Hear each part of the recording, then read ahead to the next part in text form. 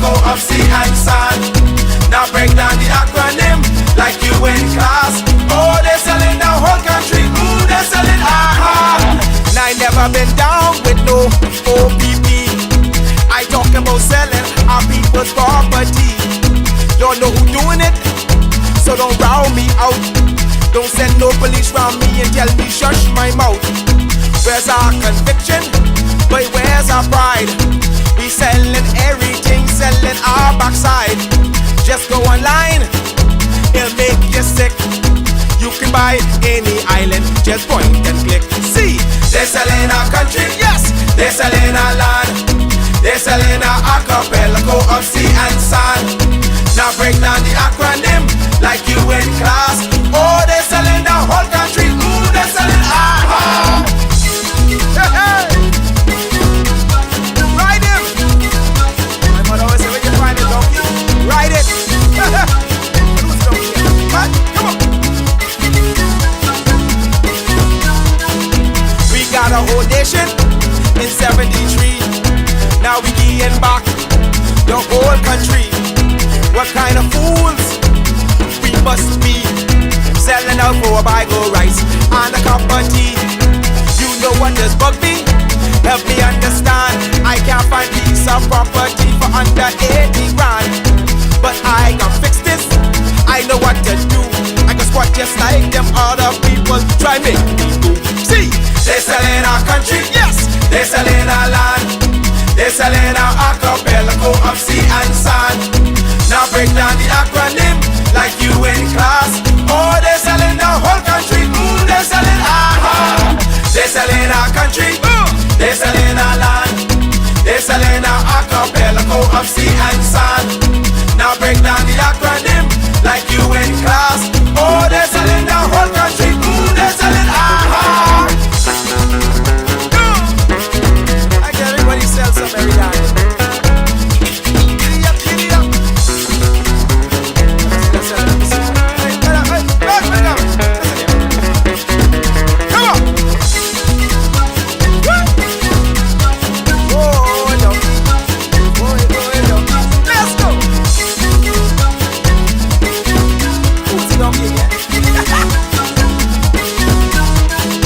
They're selling one island, give away one key. What can be left for you and me? It's just an example, what's our kids to do? You want them have a sense of pride, or go selling too. Cause they're selling our country, yes, they're selling our land. They're selling our archipelago of sea and sand. Now break down the acronym like you in class. Oh, they're selling the whole country. Ooh, they're selling They're selling our country, yes, they're selling our land. They're selling our archipelago of sea and sand. Now break down the acronym like you in class. Oh, they're selling the whole country. Ooh, they're selling They're selling our country, yes man. They're selling our land. They're selling our archipelago of sea and sand. Now break down the acronym like you in class. Oh, they're selling the whole country. Ooh, they're selling They're selling our country, yes, they're selling our land. They're selling our archipelago of sea and sand. Now break down the acronym like you in class. Oh, they're selling the whole country. Ooh, they're selling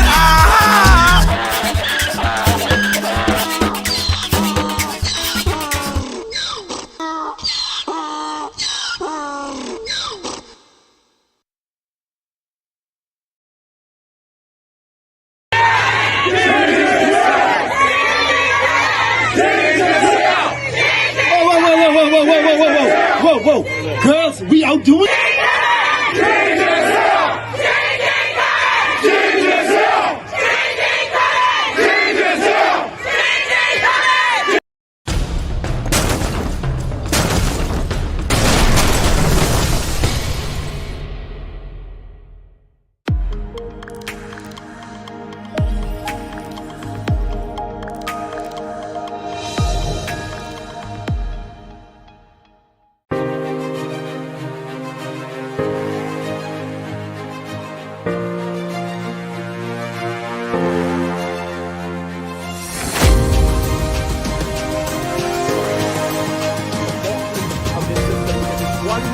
fair, it would be for everybody else.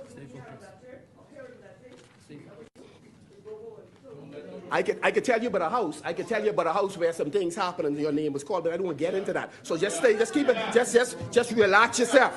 Relax yourself. Honorable Relax members, yourself. honorable members. The chair recognizes the honorable member for Angliston. Relax yourself. I was talking about. Withdraw those comments forthwith. Honorable members, Withdraw them forthwith. honorable members, you would address the chair. You're a nasty member of parliament. You are nasty. I withdraw. You are nasty. Thank you, You honorable are member. vicious and you're nasty and you're a liar. You are a liar. Don't call my name. Don't go there. Honorable members. I didn't call your name. You are. Listen, do not give if you can't take. Don't give. You are a vicious politician, and you don't want to go there. Honorable members. Okay. You don't want to go there. So, You don't want to go there. You don't want to go there. Honorable members. Mr. Deputy. Don't get mixed up. No mix me up ever in this house. Mr. Deputy. Mr. Deputy, I think that, let me just say this before I continue, Mr. Deputy. All of us have reputations to protect, family members who are hurt by things I said. And so I want to say to members in this place, I wish to adjudicate the issues that affect the Bahamian people and not get into personal things. But if you want to come for me, do not try to characterize me in one way. You can do something and I can't. I have families, I have a wife, I have a daughter. I have family as well. So if you want to talk, just be prepared. Honorable members, okay? honorable members. Let's move on, but you don't want to dwell on that. Yeah. Honorable members, you would address the chair and not each other. Mr. Deputy, I'm here to litigate the issues on behalf of the Bahamian people, not to defend myself, but also not to lay down and be bruised and brutalized by any member of this House. Anyone. By any member of this House. The public would recall that Prime Minister Davis admitted that he misappropriated. Mr. Deputy? Honorable members. Honorable members.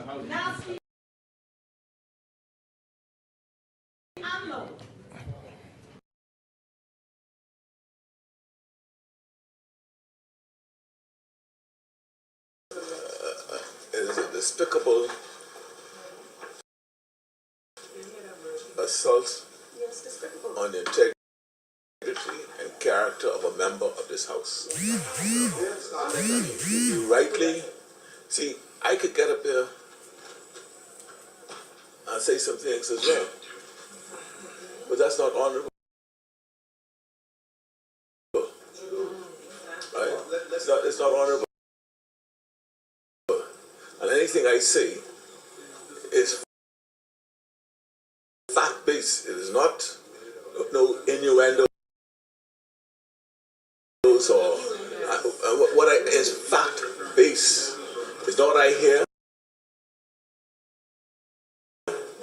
It's not what I hear, or what somebody told me, or that, right?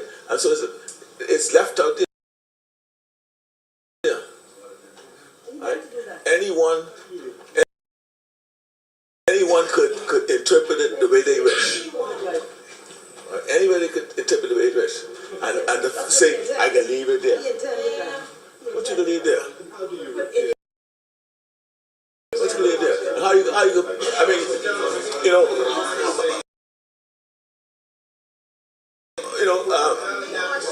Mr. Deputy Speaker, there's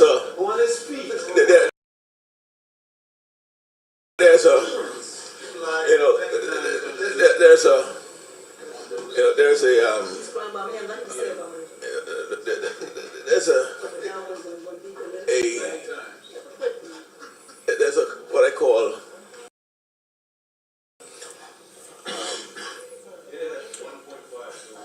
sometimes, we say things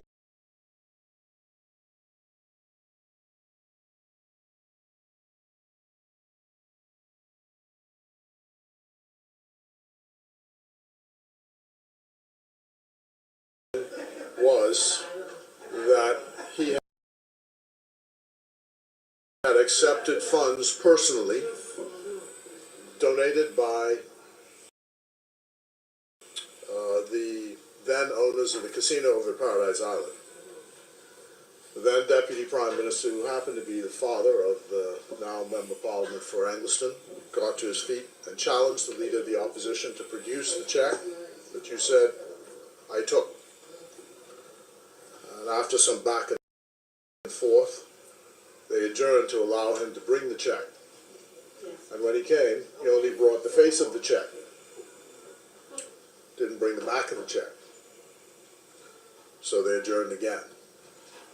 They got the back of the check, and lo and behold, the Leader of the Opposition had not disclosed that the check was in fact endorsed to the Progressive Liberal Party and was not for the personal use of the then member.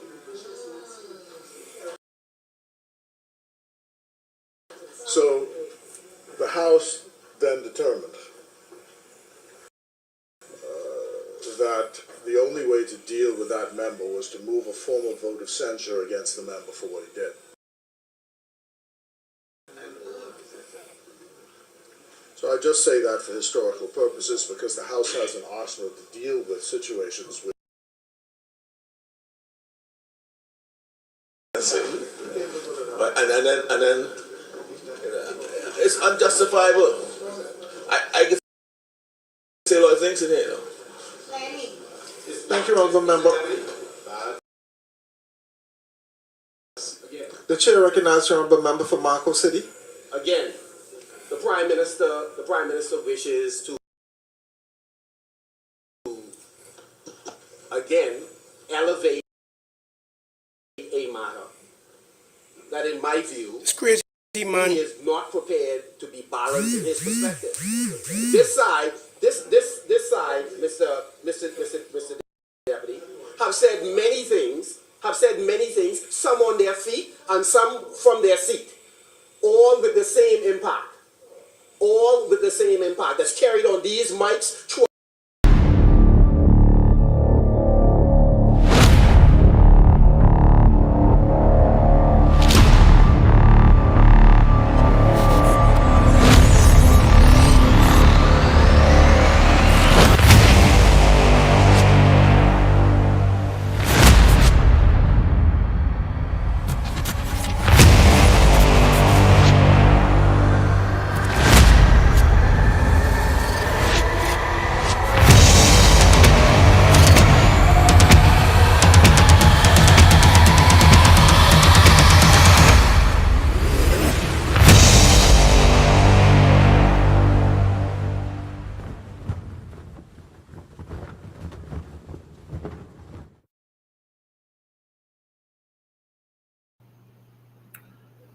Good afternoon, everybody.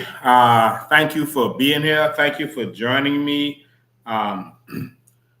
It is March 12th, and it is a Tuesday. And no, we're not live on Sunday today. We're doing this on Tuesday because of recent events that happened in the Capitol. I just want to make sure that we are live. I'm not getting it on one of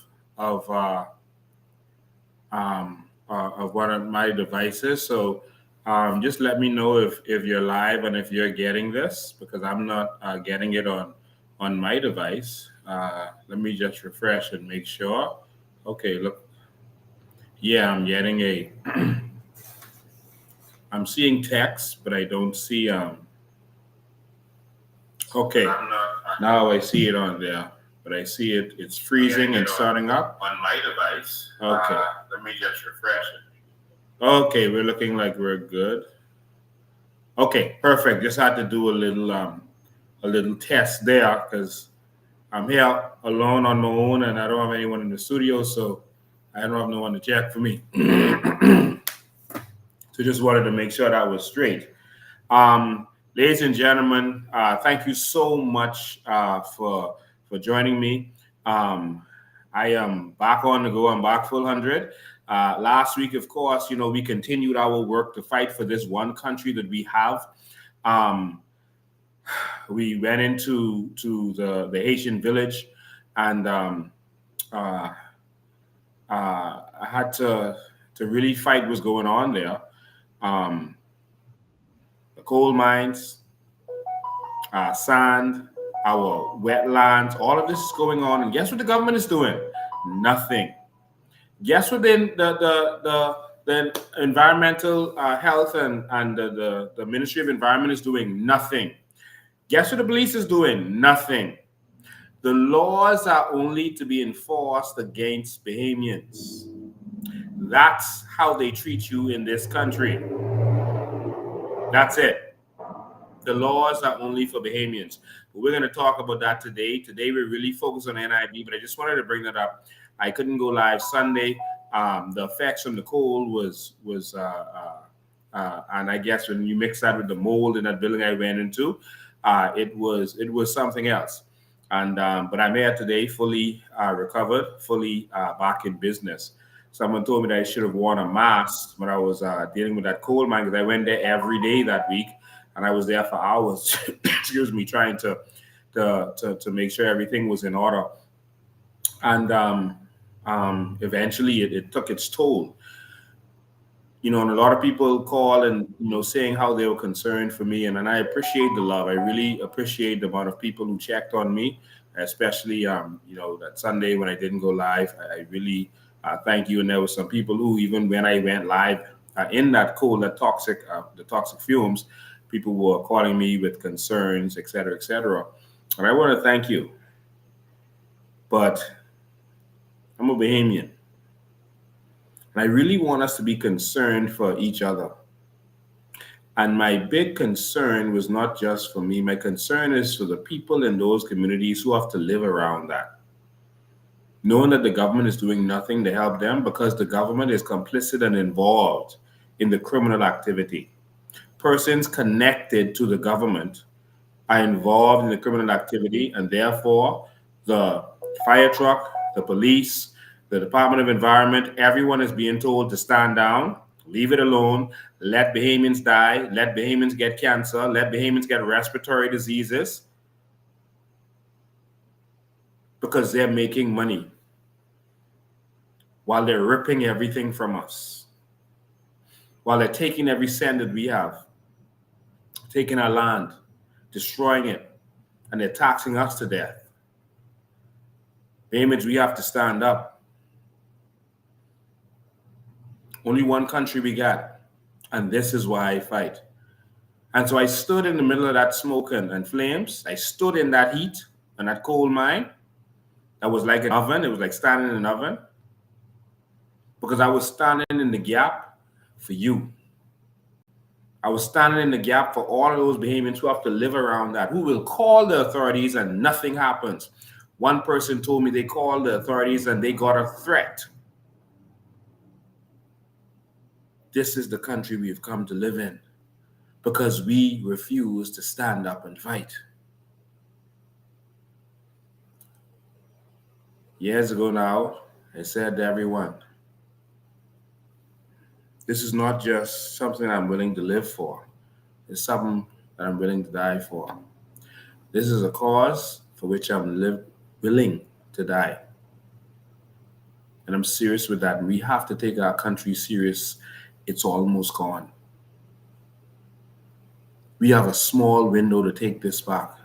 And I'm calling on all like-minded Bahamians to unite and to stand up. Put petty differences aside. Put your petty feelings aside. Put your petty offenses aside and stand up and stand together for this one country. Grab your shields and buckles. Grab your swords and spears and stand up and defend this one nation that we have before it is too late. We got one election. One more. After that, it's over. It doesn't make sense wasting your time after that. We got one more. But I'm still here and I'm still standing. And all I ask you is stand with me as I stand in the front and take the bullets. You see, there are not many people willing to risk their jobs, risk their careers, risk their business and companies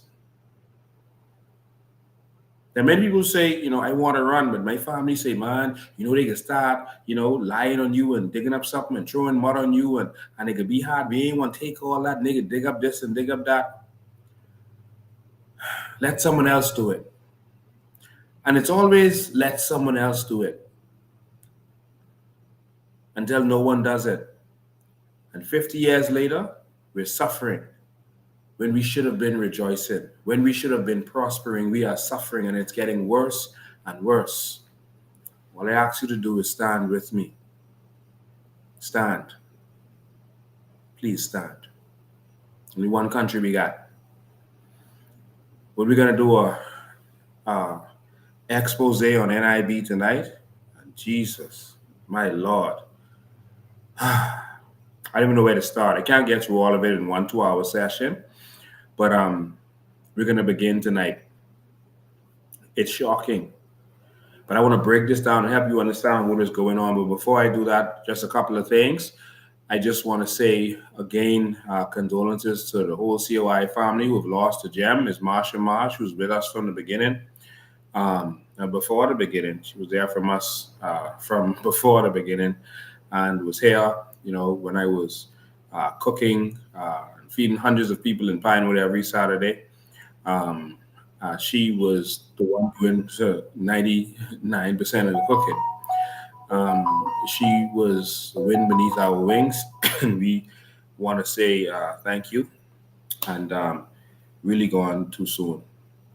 Marsha's funeral is on Friday at 1 p.m. at St. Agnes Church, Anglican Church on Blue Hill Road North, and that is where I will be. And so if any members of COI want to join me, that is where I will be at 1 o'clock. Say goodbye to someone who contributed to this entire community and country. Goodbye, Marsha. We are going to miss you dearly. So, ladies and gentlemen, just a couple more things before we get started on NIB. And while you're waiting, please take the time to share this, because we need every Bahamian to hear exactly what's going on. And we're going to talk with documents in front of us. All right? So, here we go. Also, I just want to remind you that our convention is coming up on April 13th. Make sure you are there. If you're a delegate, make sure you're paid up. If you would like to help us fund our convention, you can hit us up at our office number, 804-4264, 804-4264. That's 804 for COI, 804 for COI. You can also hit me up at 803-5995. That's my number, 803-5995, if you want to help us fund our convention. But we also have a raffle. We are raffling a car. All right, we're going whole. We are raffling not a car, an SUV. We're raffling a 2021 Chevy Equinox. It is dealer certified. All right, 4-cylinder, 1.5, and it's the LT model. All right, this is a beautiful vehicle. And we're modeling that and a lot of other prizes, televisions, cash prizes, and other prizes. So there's a lot of prizes going on. So make sure you fund, you go and get your tickets. Everyone is texting me saying that car is theirs. They're claiming it in the name of Jesus. You can't claim it if you don't buy it. All right. You can't reap if you don't sow.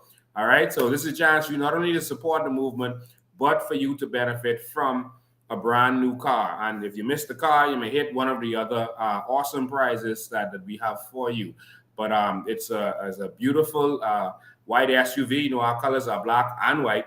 And so we chose a white SUV, and it is beautiful. I just want you to see this beautiful. The engine is flawless, nice, powerful engine. It's a beautiful vehicle bought directly from the dealer. And it's dealer certified. As you can see, that's what it says on the license plate. It's certified by the dealer. And so it's a beautiful vehicle. There you see the inside. So you can see it has low mileage. So it's a beautiful dealer certified vehicle. Get your tickets. You can get them 9 to 5, Monday to Friday, at our headquarters in Pinewood right now, or from one of our people. So This is a vehicle. As I said, it's a beautiful, beautiful vehicle. It's flawless, and you are going to love it. I wish I could play and win, but I can't play and win. It's not for me. It's for everyone else. Again, there you are. It's a certified vehicle, and so you are going to love it. You and your family are going to love that vehicle. So get your raffle tickets, buy as many as you can, increase your chances of winning.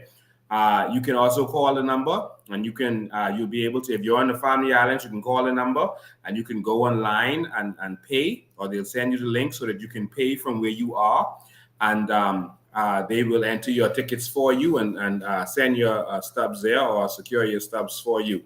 By tomorrow, we're going to set it up online on our website so that you can buy the tickets right there on the website. All right. But for now, you can call that number, 804-4264, so that you can get your tickets if you're on the Family Islands. Okay. You can call or text the number, because, if they're on the phone, it's going to be hard to reach them. You can also text the number, let them know you want to get your raffle tickets. All right. So looking forward to seeing who the winner is going to be.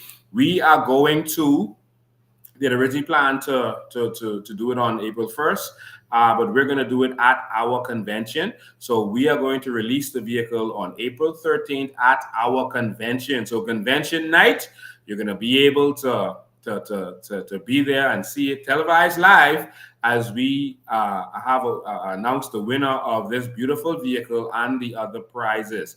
All right. So right at our convention, we're going to have the car there displayed, and you're going to be able to drive away with your beautiful car. All right. Or if you're on a Family Island, you'll be able to have your car sent to you wherever you are in this Bahamas. All right. So thank you so much for that. Also, I want to thank everyone who supported another beautiful South House here in Nassau on Saturday. But we're also going to have a South Out on March 16th.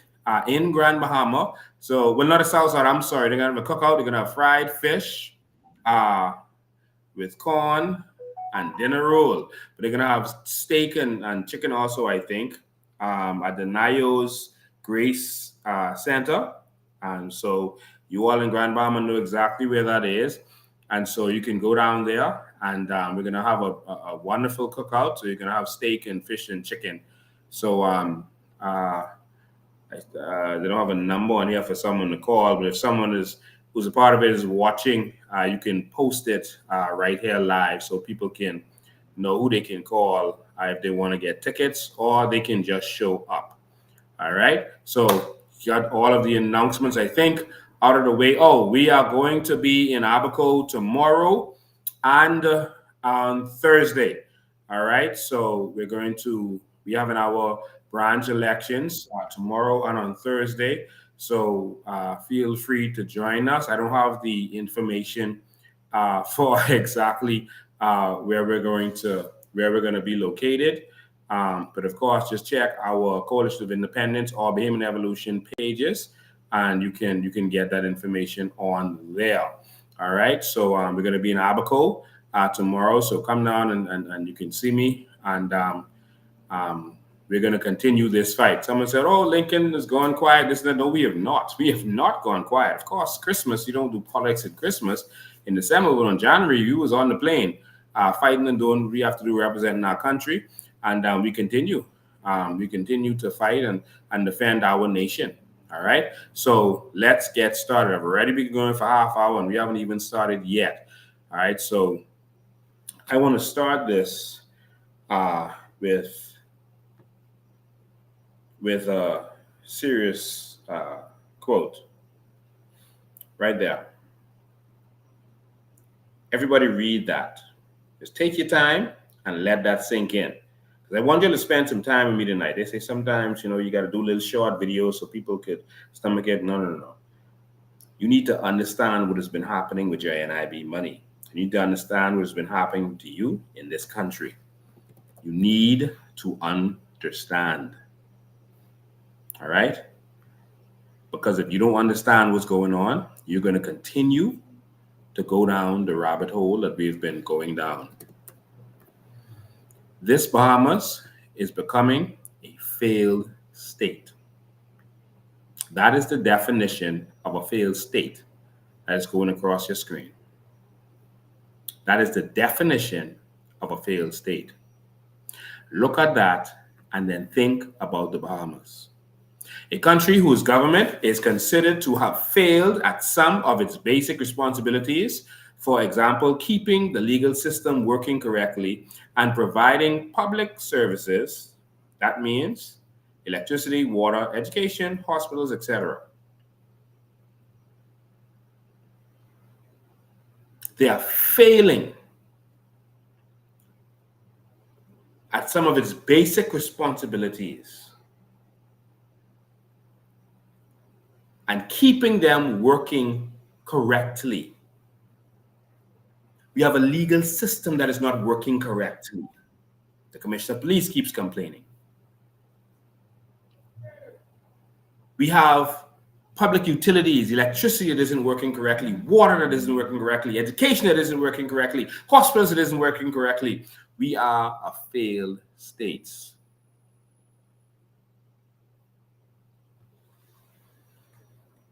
And the reason we played those videos for you was to show you where we are. You know, people like to say that politicians lie, like the FNM and PLP keep lying to us. Yeah, they are lying to us. They are deceiving us, but they're telling the truth, and you're not listening to the truth that they're telling you. Yes, they are deceiving you in many different ways, but they are also telling the truth. How is the PLP and FNM telling the truth? They're telling the truth because every day you watch the news and they are telling you how corrupt, crooked, and incompetent they are. The FNM comes out and says the PLP is corrupt, crooked, and incompetent. The PLP comes out and says the FNM is corrupt, crooked, and incompetent. They're telling the truth. They're telling the truth about each other. And the problem is we're not listening. The PLP and FNM are telling you that they are no good. They are telling you the truth. And all you got to do is listen. We don't have to say it. We don't have to have anything to say. Just listen to them. They are standing up every day in the House of Assembly and telling you that they are corrupt, that you should not trust them. They are providing evidence against each other, but you're not listening. They are telling you the truth. That's what they're telling you. Now, I'm going to segue from there. Well, before I do that, I'm going to do a special show on BEC to talk about what's going on. We've been doing investigations on BPL, and I guess we'll touch on that on Sunday. Today is NIB, BPL is Sunday. We got some videos, we got some documents, we got some stuff. See you Sunday on BPL. Now, this here is what we're dealing with today. The National Insurance Board. What is the definition of a Ponzi scheme? What's the definition? The definition of a Ponzi scheme is a type of investment fraud in which investors are promised big profits at little or no risk. All right? Let me stop right there. Now think about NIB. And this is why I say there's so much similarities between NIB and a Ponzi scheme. Think about this.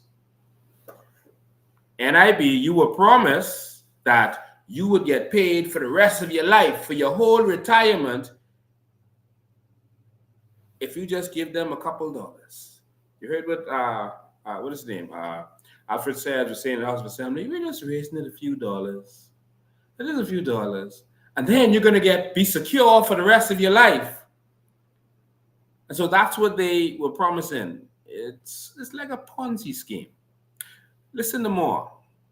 Right? Little or no risk. Just pay some money and we going to ensure that this is going to be there for you when you retire, or when you get sick. But is that happening? No, there's no guarantee. We'll talk about that some more. The money is not invested. Interesting. Rather, the scam artist concentrates on attracting more investors.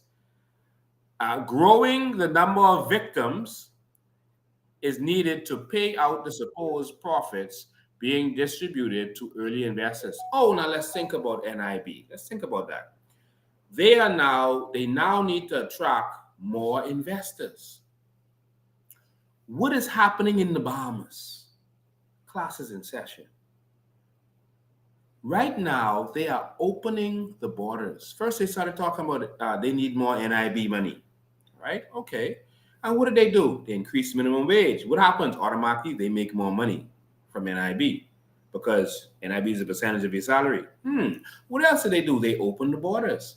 And what's the first thing they're doing with these people? Making sure that they come in, they get their papers, and they're paying their NIB. Sign up for NIB and pay your NIB. That's what all of the Haitians that we spoke to are saying in the shanty dams. So they're trying to make more money for NIB. But why?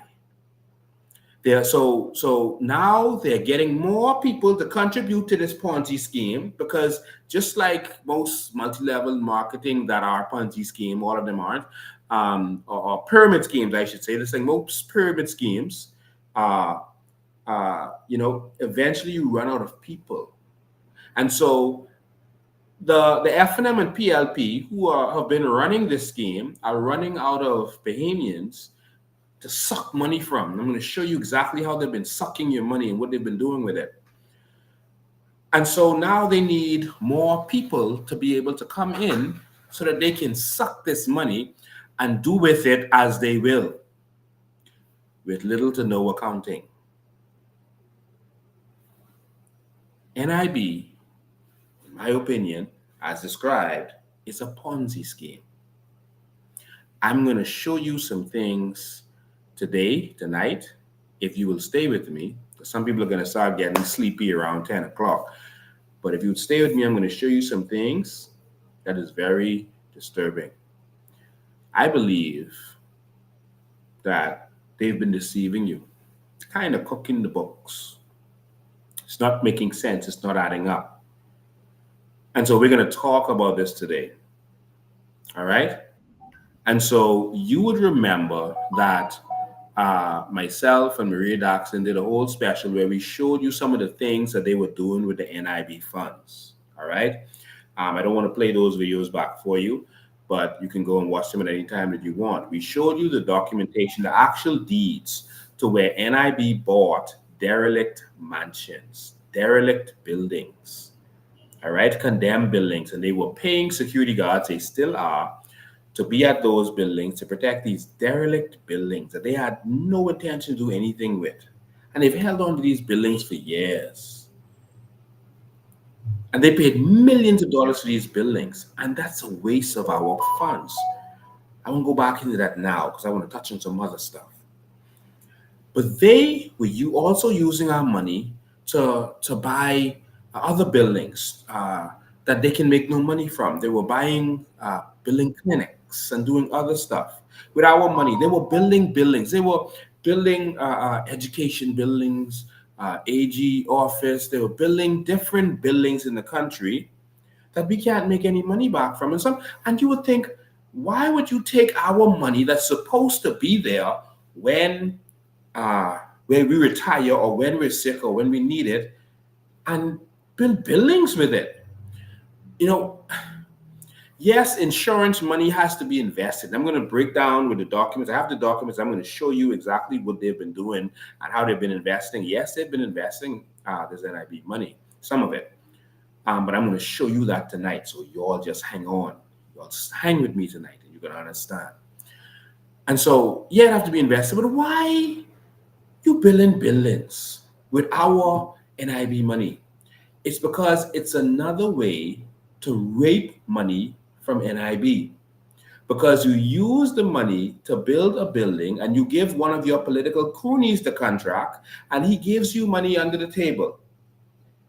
And so he gets money, you get money, the party gets money, everybody except the Bahamian people is happy because the Bahamian people are going to have to pay for this later. I'm going to show you all of this. And so that's really how they operate. So when you see them taking NIB money to build all these buildings and do these different stuff, it's the way to suck the money out of NIB and give it to themselves through their cronies who are willing participants in the scheme.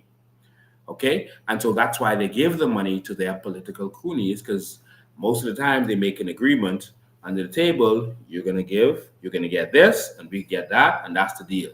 Hike the price up.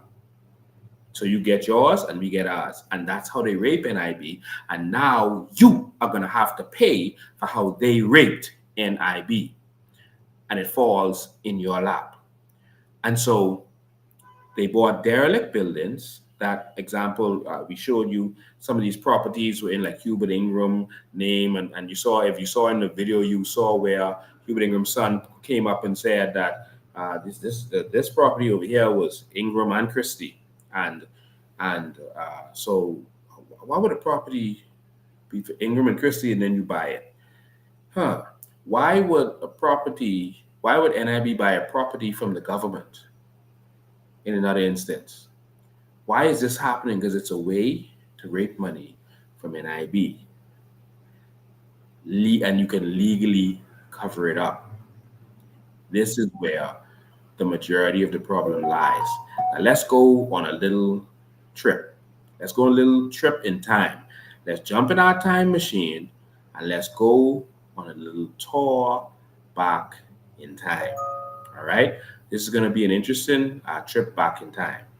So we're going to go back to the year 1978. Are you ready for the year 1978? Well, if you're not ready, too bad. We're jumping in the time machine. Come in this time machine with me. And let's go to the year 1978. Make sure you share this with your friends and family and jump on board. Get in the bus. So this is NIB's website where they disclose many things.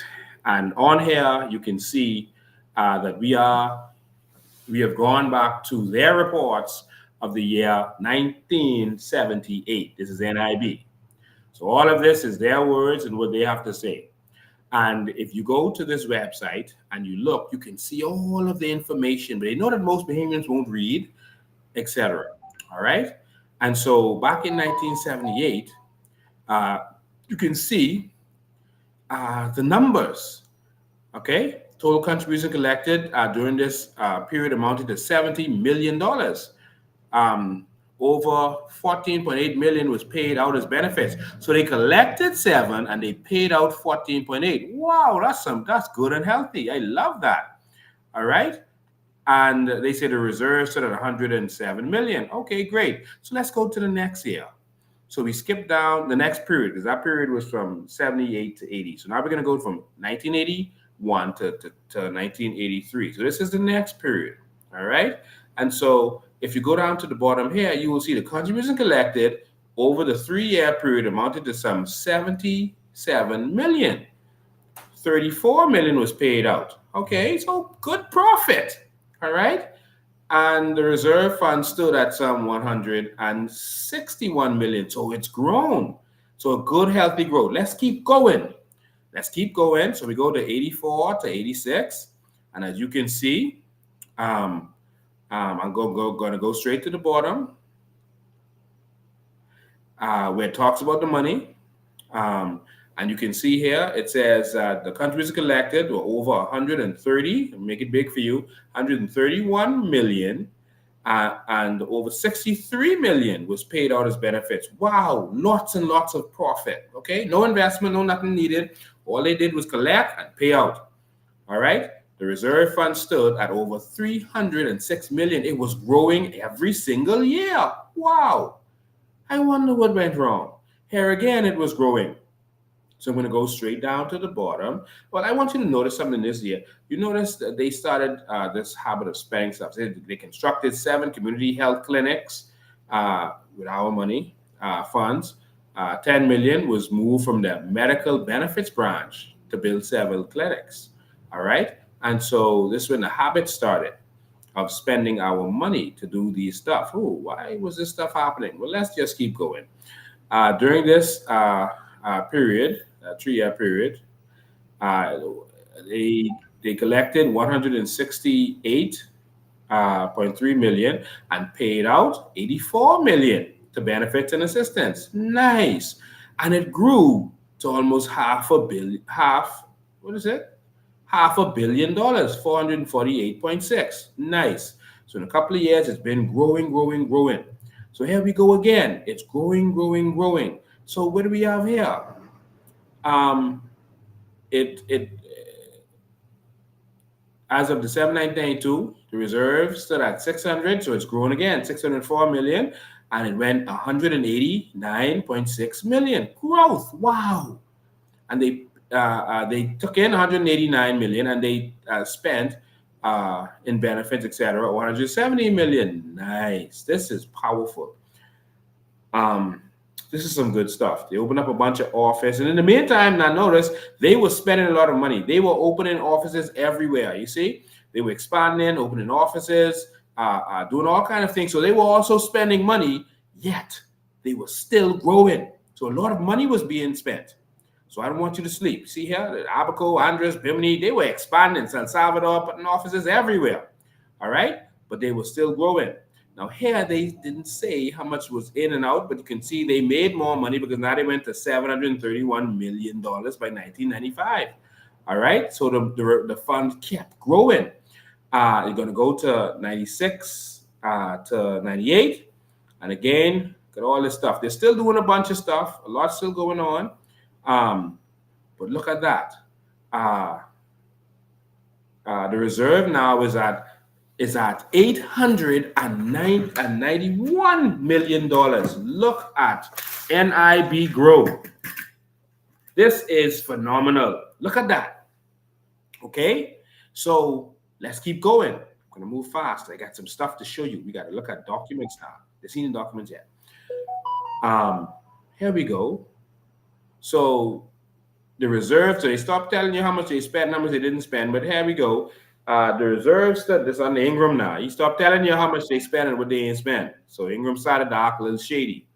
All right, but they told you the reserve stood at over $1 billion. So by the end of the year 2000, the reserve went to $1 billion. We started out at 107 million, and now it stands at over $1 billion. So what's all this talk about we need this and we need that? What went wrong, Bahamas? And these documents. Now here, we'll go straight down to the bottom. Let's look at this again. The next year it went to $1.1 billion by the end of 2021. But here's where the funny talk started. And this is on the Ingram now. This is on the Ingram. Remember, Ingram stopped telling you what goes in and what goes out. And they were preparing for something in the future. And, they talk about the completion of the clinic at South Beach. So NIB money built that. And there's so much things. If you go through this, you're going to see what all NIB money was spent on. A bunch of things. So I don't know why they built a clinic. What do we get back from that? All right. But anyway, they did an actuarial review, the 7th one. And in this actuarial review, the main findings were as follows. If the present contribution rate of the benefit provisions are maintained, the National Insurance Fund will be exhausted by 2029. What? Should this occur, the contribution rate would have to be increased to 17% and then gradually thereafter to over 25% for NIB to continue meeting its benefits commitments. What? Hold on now. This thing is growing to now over $1 billion. This was a unicorn. It grew to over $1 billion. And all of a sudden, they start this funny talk about, it's been growing, it's blown up. There are not many companies in the world that were able to grow to $1 billion company that fast. This grew to $1 billion in reserve. And all of a sudden, they're talking this funny talk about they will have to increase it to 25%, over 25%. And look, that's exactly what Brave and them is doing. This right here, this is strange. This is strange. It's under Teresa Moxie, etc. And then afterwards, Shane Gibson took over. This is the PLP and FNM working together. And then afterward, you see who's there? Philip Brave Davis. So Ingram passed it over to Philip Brave Davis because Ingram took this over at one point. And so they started this funny talk that this company that is growing, making pure profits, and growing, they're saying it's going to actually have to go to over 25%. That's nonsense. Why? What's going on here? Stay tuned. Make sure your family watching.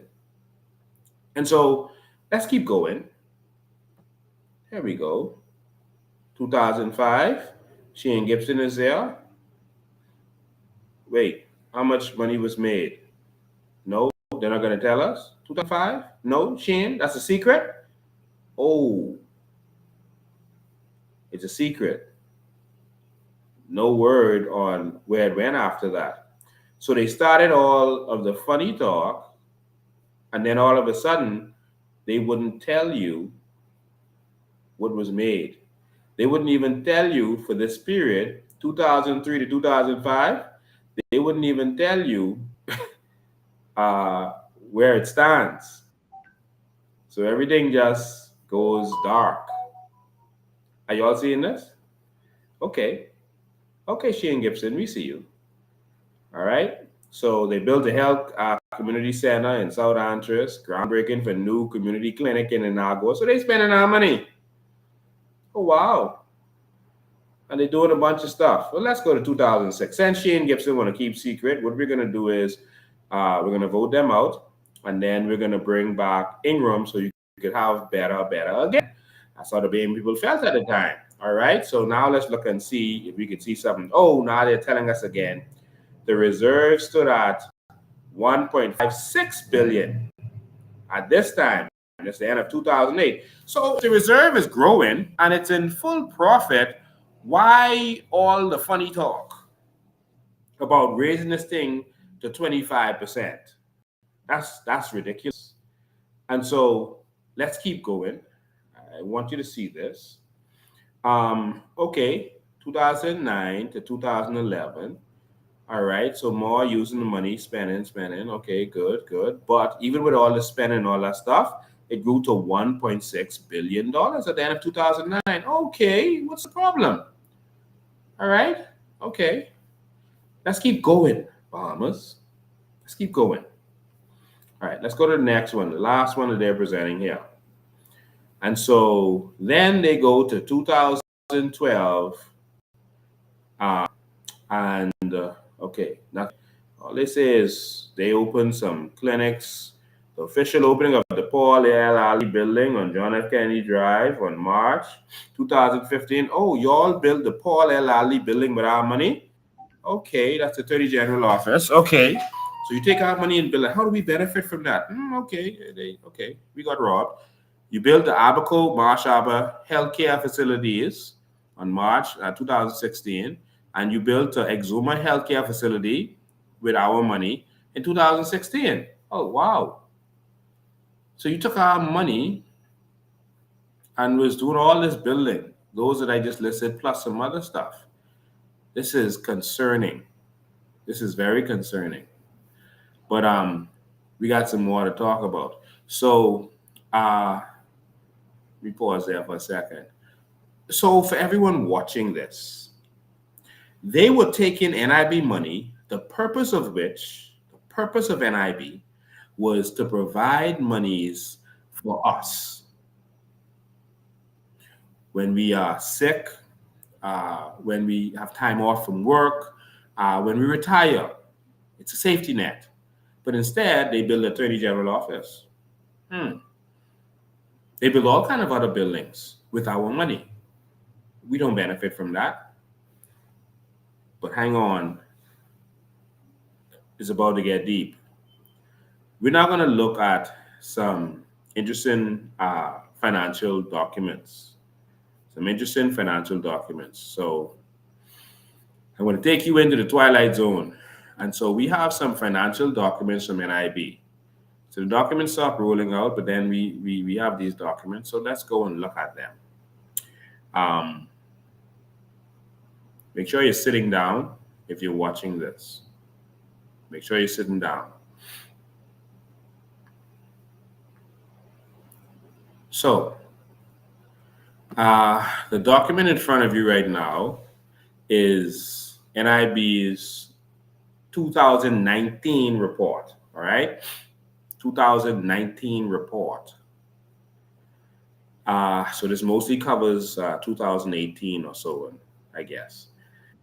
This is their official report. This is their document. So we're going to analyze this and some other documents, so we could actually see exactly what has been going on. So we could get a good understanding of what's been happening, because something is seriously wrong. How could you go from making all this profit, expanding to a multi-billion-dollar company or a billion-dollar company, and you need to start getting more money from the new people to pay off the old people? That's a Ponzi scheme. If you got to get more money to pay off the old people, that's a Ponzi scheme. Something is wrong. Let's kind of dig into this and let's see what's wrong. And then y'all can decide if we're going to keep it that way. It's 2018. Rental Roll was there and all these other people. You can see the board. Michaela Barnett, Charles Seeley, Gina Sweeting, Aubrey, all these people were there. All right. So they had all those committees. Let's keep going. Let's start going to some numbers. Okay, here, some interesting numbers that we're going to go through. Now, net contribution income. So persons paid into NIB $287.1 million. $287.1 million. That's how much we paid in 2019, the last time they really gave any figures. All right.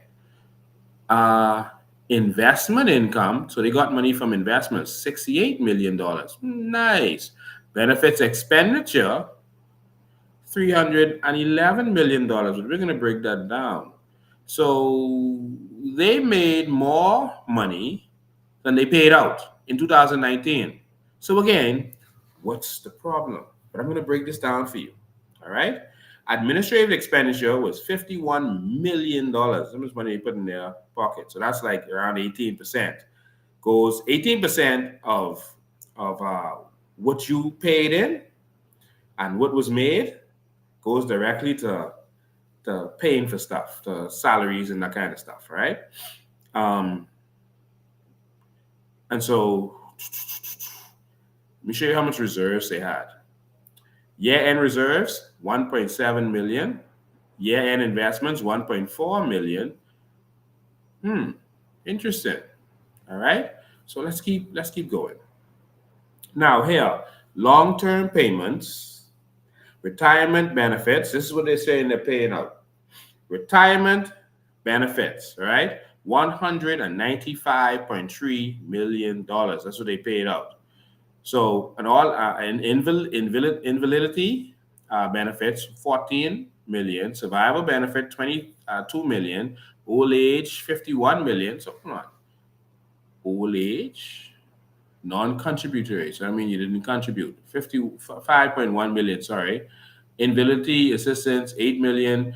Okay, that's $246 million. Okay, not bad. But they made more than that. Let's keep going. Because when I started adding these up, it wasn't really adding up to me. But I'll come back to that. All right.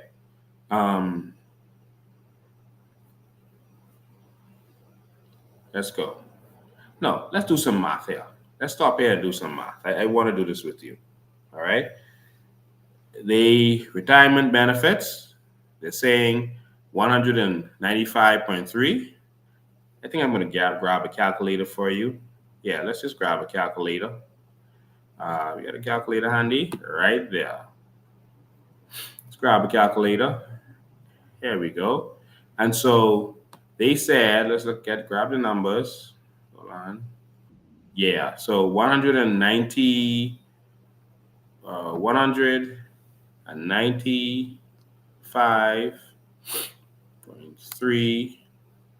Okay, I'm gonna do this up a little bit. Million. All right. Divided by, they're saying they paid that out to 200. That's this number right here, 200 and, sorry, 27,000 persons. 27,000 persons. 27,747. Let's look at that. Okay. They're saying that's for the year. And so now let's divide that by 12. Oops. It's divided by 12. They're saying they pay out $586 to persons for retirement benefit. I don't know. Most of the people I hear that get their retirement benefit say they get $200-$300. I don't know about this. All right. I'm going to leave that to you. I'm just playing with the numbers. You decide. Because if people really get $200-$300, the majority of people, where's the rest of that money? All right. So yeah, let me find out some people on here. Let me y'all tell me. The majority of people or the median of people make almost $600 from NIB. Their checks, NIB checks, is $600. Just let me know. Yeah, put in the comments. Let me know. Let me see what you say. The majority of people get about $600. As far as you know, most of the people I hear, the old people I talk to, they say $200-$300. That's what they get. So let me know. Y'all type in the comments before we go on. Type in the comments. What do you know most people get? Well, I can't see the comments. All right. Type in the comments and let me know. I can't see the comments yet. Let me refresh my screen. So I'm gonna say no, sir. No, sir. Okay. I don't know. I could be wrong. I don't want to put anything out there or they say I'm deceiving people. But this their numbers. When you divide it, is that what people are getting? Y'all have Grammys. What your Grammy getting? I heard $200-$300. Where did this $586 dollars, almost $600 a month NIB pension come from? All right, so let me know because if that's wrong, that means someone could possibly be cooking the books. All right, so I'm not saying that, but you look at that. You look at these numbers. You look at what your Grammy get, and you tell me what the situation is. All right. So I ain't seeing much of the comments. Let me go on my other device because this one look like it freezing up. All right. Let me go on another device. All right. So, all right. Someone says about 200 and 300. Okay, now I see it on my other screen. No, my auntie is a former teacher and she gets a little over 300. Wow. All right. So they, based on what they are claiming in here, this is from 2018. They been paying out that. So maybe someone cooking the books and maybe the rest of that money going somewhere else. Maybe this is why they need to keep raising this. Where's the rest of this money going? So let's look at what people get like when they have invalidity benefits or whatever. I know there's some people on invalidity benefit like you can't, you're injured, you're hurt or whatever. Let's see what that is. So invalidity benefit, 14.5 million. So let's type that in there, 14.5 million divided by, they said they paid that out to 2,797 people, 2,797 people. Let's look at the numbers. So they're saying that they paid out each person is getting 5,184. So that's obviously for the year. So that's divided by 12. And so they're saying invalidity benefits, they're giving out $432. Now, the people I know on invalidity benefit gets $100 and $200. So again, You guys correct me and you tell me what is what. All right? Because I could be absolutely wrong. All right? You guys tell me, put it in the chat. What do you know anyone on invalidity benefit? Do they get $532? All right? Do they? Just their numbers. Is that what the norm is? And so while waiting for your answer on that, I'm going to go to the survivor's benefit. Survivor's benefit. Survivor's benefit. So they paid out 500 and numbers don't lie with Bamish 1,000 a month. Right. So, all right. So survivor's benefit.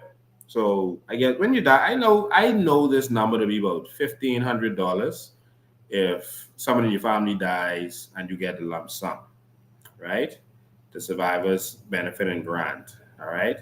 So let's look at that. Let's see what this number is. Again, I don't want to put no numbers there myself. 22. I want you all to just see the numbers and you come to your own conclusion. Whatever conclusion you come to, that's on you. But I'm just showing you this document because other politicians won't show you this kind of stuff, and you come to your own conclusion. So survivor's benefit is the number to the bottom there, and they are saying that they paid 22.3 million, and let me see. Yeah, 22.3 million. Oh, you can't see my calculator. I just realized that you can't see my calculator. I thought you could see my calculator. But anyway, I have it on my screen.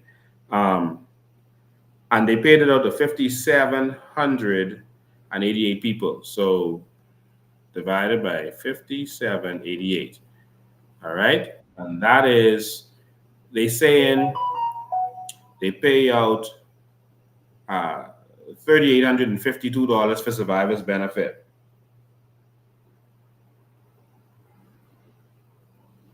All right. And so again, some of these could be, averages up and down, but I think the majority of people will be down, not up. But I think this is worth looking into the books more properly. But you look at that because I think we ignore the numbers too much and you come to your own conclusion. But I want to get more deeper into some other stuff. I want to get deeper into this document, if you will. Going to go through this and then start looking at the actual numbers. All right. PricewaterhouseCoopers is a reputable accounting company that actually did the numbers on what's going on. They actually did the numbers. And so I'm going to go through these numbers with you.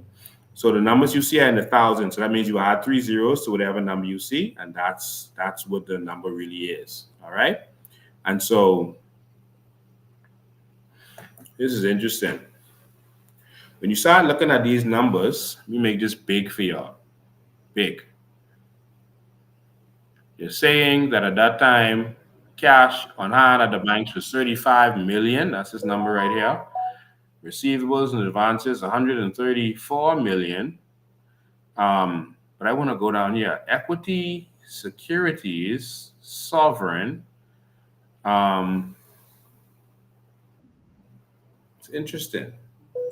Government, let me highlight that. Government registered stocks. Hold on, wait. NIB money is going into the government to pay for government registered stocks. Did you know that? That means they're paying for government stocks, government bonds, etc. And that's where most of their money is going. Look, this is 544, might as well say 45 because it's 0.9, $545 million in government stocks. Okay, government Bahamas $B notes. That's another $4 million. But wait. They have $500 million, more than $500 million in government stock. So NIB is taking, so the government is taking our money and then loaning it to the government, just giving it to them so they can hold on it.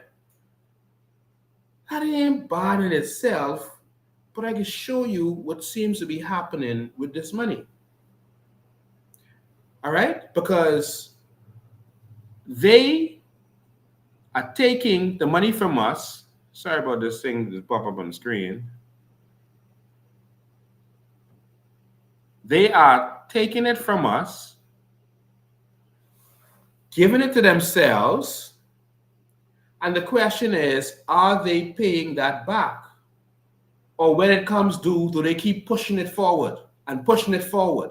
And then taking more money and pushing it forward. And because they're not giving us, because they're not paying it back, eventually they don't have real money because it becomes like a Ponzi scheme because they keep pushing it forward. So when you saw them saying that they had a lot of money that was due, that had to be paid out, these hundreds of millions of dollars that were due in the years, I'm going to show you all these documents, a lot of that was due to NIB. A lot of that was due to NIB. See this figure here? These figures are due to NIB, some of them. All right? So that's interesting.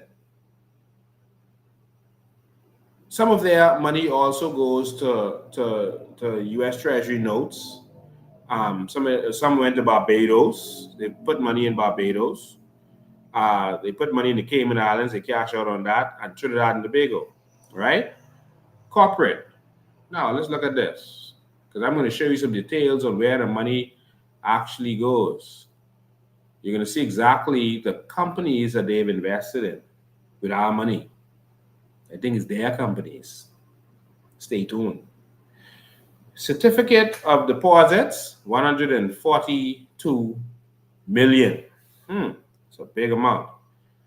Bahamas Mortgage Corporation, they gave them 95 million. So they're taking our money and using it for the mortgage corp. Okay. Nassau Airport Development Company Limited, 88 million. They use our money for the airport. Education Loan Authority bonds. So they're using it for the scholarships, $46 million. Okay. Bahamas Development Bank bonds. So Bahamas Development Bank, they gave them 37 million. So it looks like they running the whole country from NIB. So all these stuff they doing, they running it through NIB. They taking our money to do our stuff with. This ain't taxpayer dollars. They take, Bahamas Development Bank, we're going to give you development loans, etc. But you use not NIB money to risk to do that. Bahamas Power Light Limited bonds. So in other words, this money go to BBL. $25.888 million. The BBL. You take our money to give to BBL? Our NIB money? Bahamas, are y'all watching this? Preference shares, Clifton Heritage. Okay, they did Clifton Heritage. The Clifton Bar, that's a good thing. What? Almost $8 million. Latin American Investment Bank, okay. Loans to Bahamas government entities. What? $27.2 million? This is loans. See there? Let me make this big for you to see this. They touching the money. This is why there's no money there for you. Because the question is, are they paying this back? Loans to Bahamas government entities, $27 million at that time. Probably more now, because they're not accounting now. The bridge, they took our money for the bridge. See, the bridge authority bonds. They took our money. $1.8 million is where it's at now. Fidelity Bank, okay. The College of the Bahamas, 1.2. Public Hospital Authority, guess they were doing some stuff there, $9 million. They taking our NIB is doing everything. Alive? Be alive? Wow. 1 million. Jesus. This is serious. This is serious. Total investments, 1.4 million. I'm going to break this down some more for you. All right, just watch the numbers. See, politicians lie. Numbers don't lie, but politicians lie. All right, liability is. Let's keep going. Keep staying. Hang with me. You can see some stuff in a minute. All right, reserves, total liabilities. All right, signed off by this company. All right, income. Let's keep going. So that year they got 166 million from employers, from insured persons 1.16, self-employed $6 million. So it's some big money they're managing. All right, it's some big money. I'm gonna keep going. Total income $357 million. I repeat, total income $357 million. $357 million. Now, okay, that's page 33. Let's go back and see how much did they pay out? How much did they pay out in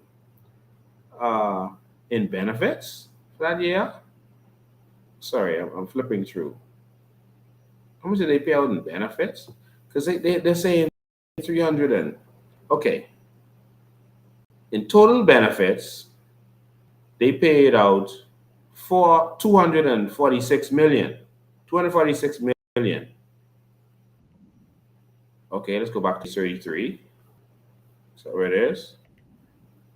But the total contributions, employers, etc., etc., etc. Total net income from contribution is 287. So what's the problem? And that ain't the income from investment yet. All right. So when you add the income from investment, that's 357 million. Why do you need to take our NIB to 25% of our income? Is anyone else seeing this? So 257 million is what they paid on contributions, but the total income is 357 million. That's almost 100 million difference. Why do you need to hit us again? You want to touch the money? All right, let's keep going. So maybe if we keep going, we'll understand this better. All right, let's keep going through this. All right, so let's keep going. So they say total benefits expenditure 311, which is still less than what it is. Let's keep going. They have this sideways. I'm going to skip over that. Cash flow. Let's keep going. Let's keep going. Cash flows from investing activities. All right. Let's keep going. All right. I want you to see something here. Let me see. All right. What's this number right here? Maturity, proceeds to maturity of certificate of deposit. Interesting. What's that? What's that? 139.45 million proceeds from certificates of deposit. Okay. But that's the proceeds. Now, let's go and see what happens here. Placement of certificate of deposit. So in other words, they get it in and send it right back out. They get it in. Did you get it? They get it in and send it right back out.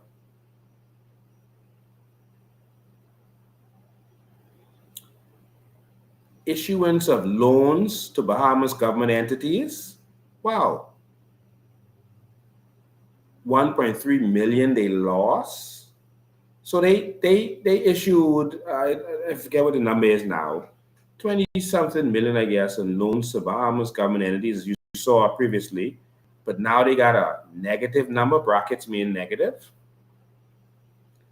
Negative? Hold on, wait. So up here, I'm seeing, okay, proceeds from sales of Bahamas government notes. Oh, proceeds of maturity of Bahamas government registered stock. So government registered stock. So all those, I mean, $500 million worth of registered stock. Proceeds on maturity of Bahamas government registered stock, 16 million, right? That's just on paper. But we don't see where this ever actually happens. I'm going to tell you why this is important in a minute. Proceeds on the maturity of Bahamas government registered stock, $16.8 million. But when you go down, what they do with it? Let's go back there. Up here, purchase of Bahamas government registered stock. 35 million. So in other words, they supposed to get 16, and then they borrowed another, they borrowed a total of 35. So they don't never pay back the 16 that they are supposed to get. They just go on paper and say, okay, we're letting the government another 35 million right here. You see what's happening? This look very Ponzi-ish to me. Very Ponzi-ish. This is strange. I know I'm going fast because only a certain amount of time I have, but there's some strange stuff. I just want to lay down the foundation, and then I'm going to explain it. I'm not going to open the phone lines too. I'm just going to lay down the foundation. But this is showing some very interesting things. So basically what you've seen so far is the numbers that they don't ever show you. Why don't they lay this out in the House Assembly? Why is this some big secret, deep, dark mystery that the Bahamian people aren't allowed to see? What are you doing with our money? What are you doing with our money? What are you doing with our money? I'm about to go to page 57 and page 63 so you could understand some stuff more. All right? I want you to stay with me. It's our NIB money, and this is why our NIB has to go up. Let's go. We're going to go to page 57 and then page 63. All right? Remember that and come go with me. 57 and then 63. All right? We have 1,400 people on here now. All right? Make sure you're sharing this. Stay tuned. All right. So let's skip over to page 57. So this is a bunch of information, document stuff. Let's keep going. I'm going to skip down. Some nice information in there where you could see something wrong. All right. And I'm going to skip over that and go straight to 57 and 60 to this page 56. All right. Let's go to 57. What's that? Cash equivalents, 57. Receivables. Finance lease receivables, 10 million. Rent receivables, 2 million. Value added tax receivables, okay. Other receivables, the Bahamas government. Other receivables, the Bahamas government. Hold on. That money that the Bahamas government have for them, they put it as receivables. What is this? So this isn't here as a loan. This is $86 million. It was 105 in 2018, but this is $86 million as receivables from the Bahamas government. This ain't from you who ain't paying or the workers who ain't paying.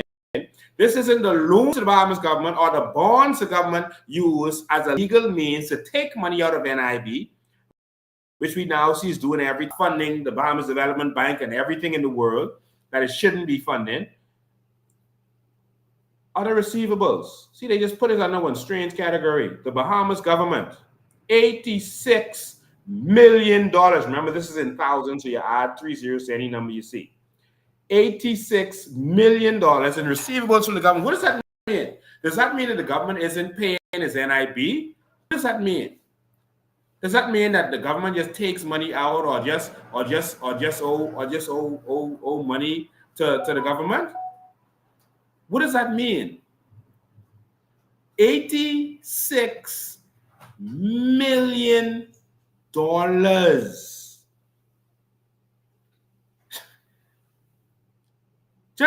Just what is that?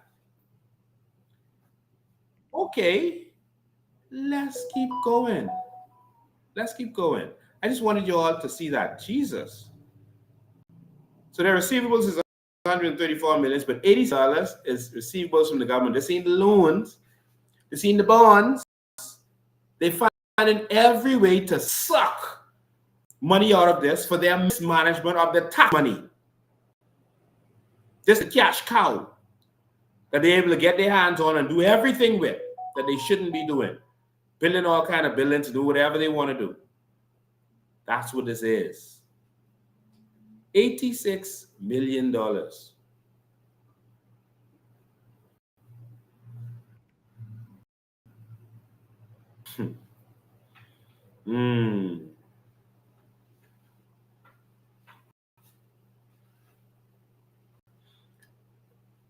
Let's read this. The numbers are in thousands, remember? So the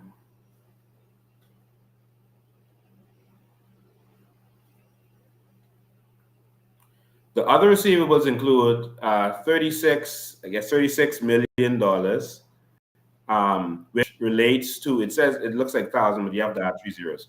$36 million, which relates to medical benefit and is in part supported by 2 promissory notes IOU by the Bahamas government dated May 5th, 2016 and March 20th, 2018 in the amounts of $25 million and $38 million respectively. The 3-year promissory notes bear interest at the rate of 3.7% per annum. The balance of these promissory notes is $26 million. A promissory note in the amount of $61 million dated December 1st, 2018 was issued by the Bahamas government to cover all outstanding lease balances 2018. The promissory note shall be repaid within 4 years of issue date and bears interest at a rate of prime plus 0.25% per annum, currently 4.5%. So the government just been writing promise, hey, give us some money, just write from promissory note. You can just do a little IOU, and we can let the Bahamian people pay for that anyway, so don't worry about it. And we can tell them, yeah, we just need to get more NIB money. We need 25% of your salary, but we're going to increase it gradually. You ever heard the story of how you boil a frog? That's what they decided to do to you. Let's just increase it gradually, and then they're not going to feel it. Let's just go out there and say, oh, it's only like $1 or something, which is a lie. But then kill you because of their mismanagement. This the numbers. The numbers. All right? Someone is saying that 262 people on Facebook. That's on my page. We're broadcasting live on many different pages. We're broadcasting live on 3 Facebook pages, 3 YouTube pages, LinkedIn, Twitter, I think Instagram, all kind of different platforms right now. We have, I can't see the total now because I'm on this screen. But I think last time I checked, it was 1,400 and something people was on there at one time. All right. And it still should be more than that. All right. But here's the numbers. All right. Investments and share values. When you look at this document, this is a scary document. So I'm going to go to page 63 because I want you to see something. Let's go to 63 to see what they're investing in the Bahamas. Look at this. This is some serious numbers right here. Look at this, Bahamas. These are the investments that NIB is investing your money in. All right. So the first line is 2019. The line before the 2018 or something like that. All right. Oh, this is the amount of shares. All right. So that's the first line. So number of shares 2019, and so right here is number of shares 2018. I hope y'all can see this good. I want you to see who they give our money to. All right. So remember, you add 3 zeros to every dollar number you see. So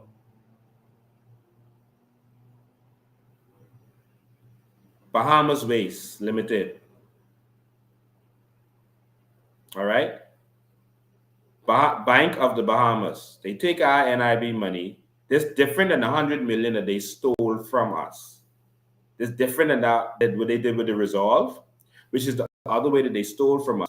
They gave a bunch of loans to PLP trolls and croonies, including Leslie Miller and other persons, and then made us pay that back.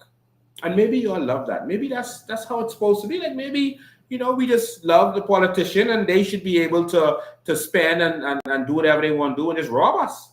Maybe that's fine with Bahamians. But I'm going to educate you and let you make the decision. And so they took our money from BOB. Leslie Miller loan owes $30 million, and he got the biggest mouth. In no other country that would even be allowed. $100 million they took from NIB and paid off,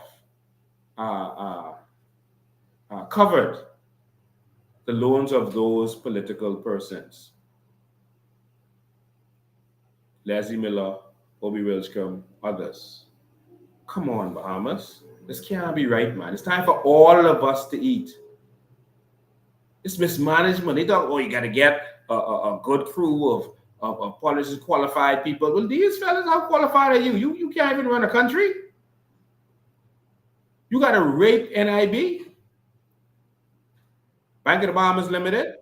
That's $14 million in shares they got. $6 million. 6 million shares. Commonwealth Bank. Oh, okay. Okay. How much shares you got in that? $15 million worth of shares. Okay. Next one. Commonwealth Brewery Limited. Oh, so our NIB money is investing in liquor that is killing you.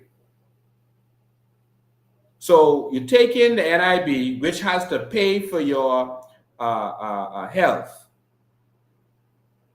and you're investing in liquor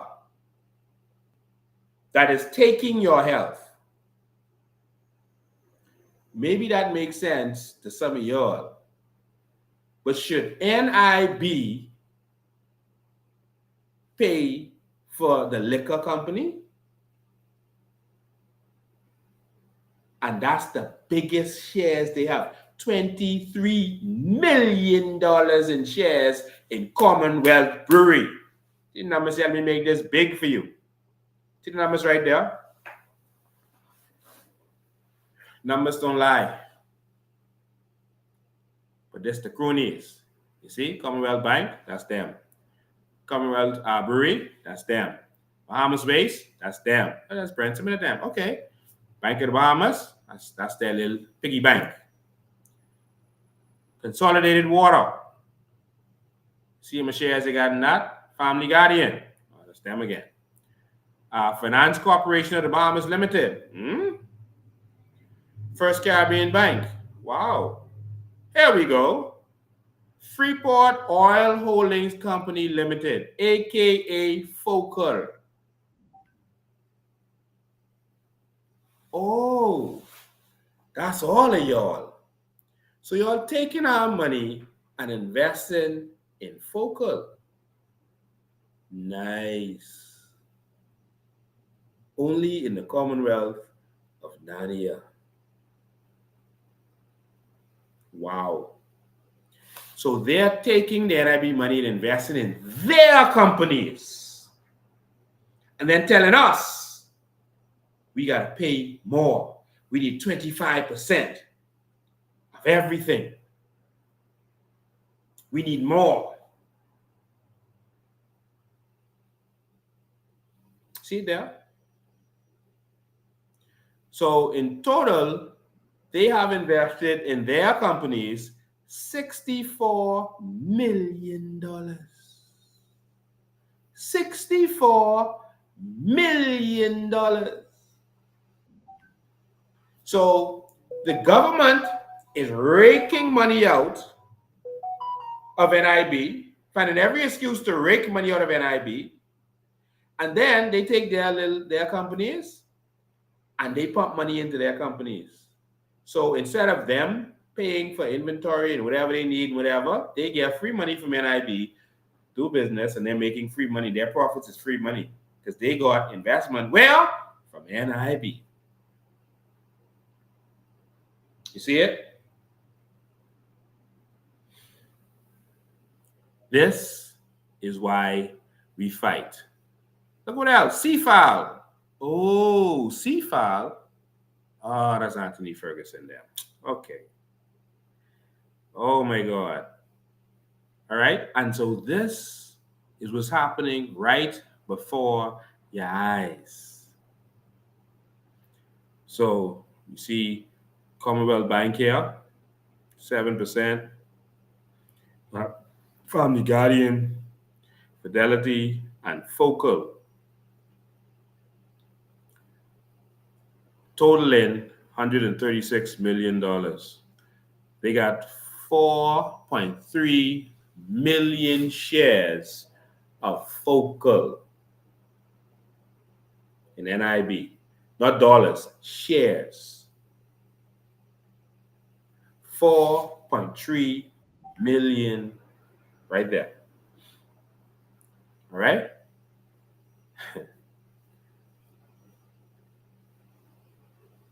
I guess it's your country. I just passing through.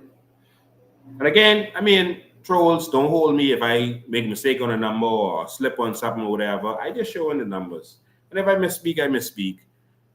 But it's time for Bahamians to know what's going on. They keep us dumb in order to keep us poor and begging them. All right? Now look at all of this.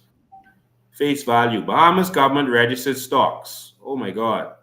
So this is where the government just creates some bond, just creates a bond out of air, and then just gives it, sells it to NIB.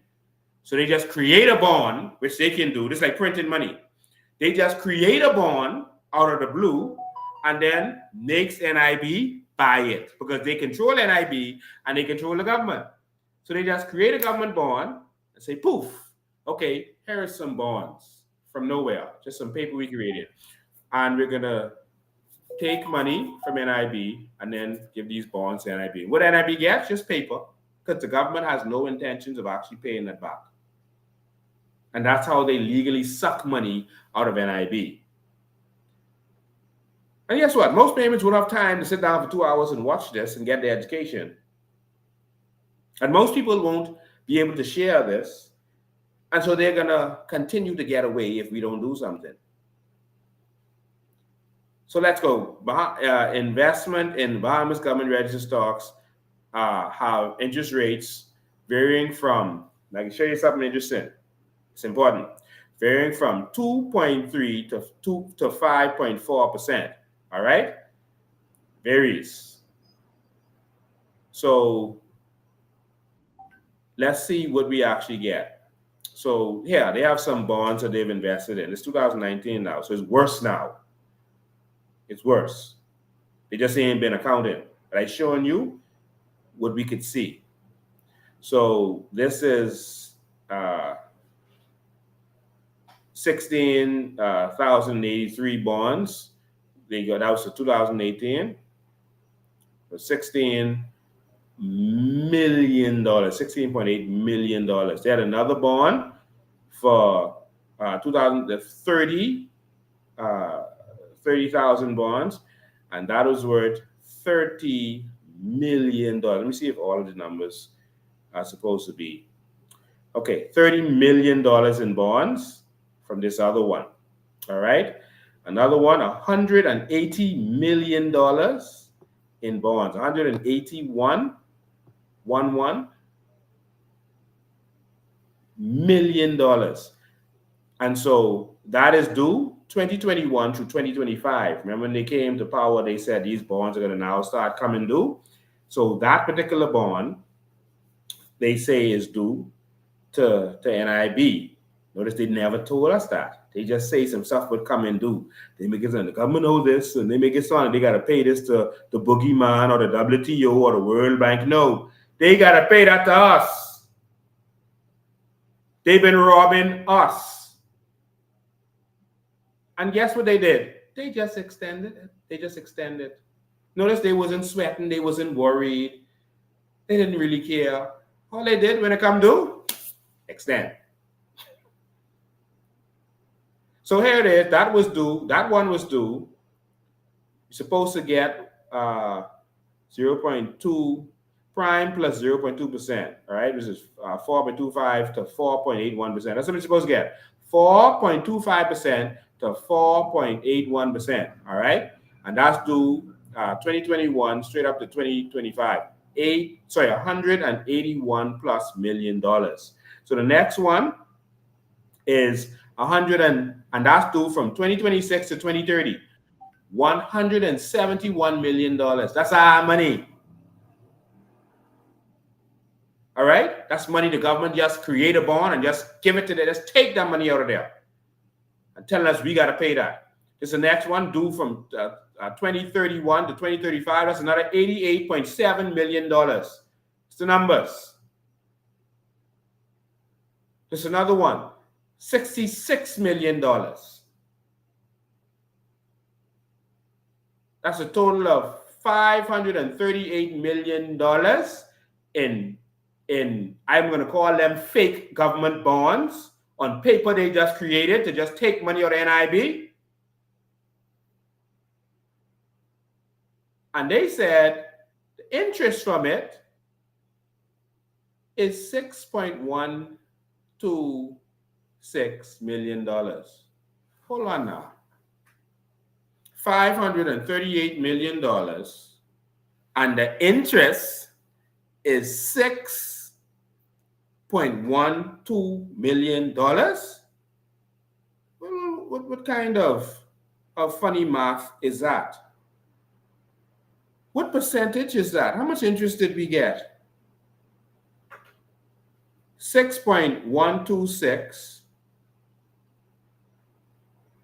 So what percentage is 6.126 of 553? That ain't even 1%. Let me tell you what the percentage is.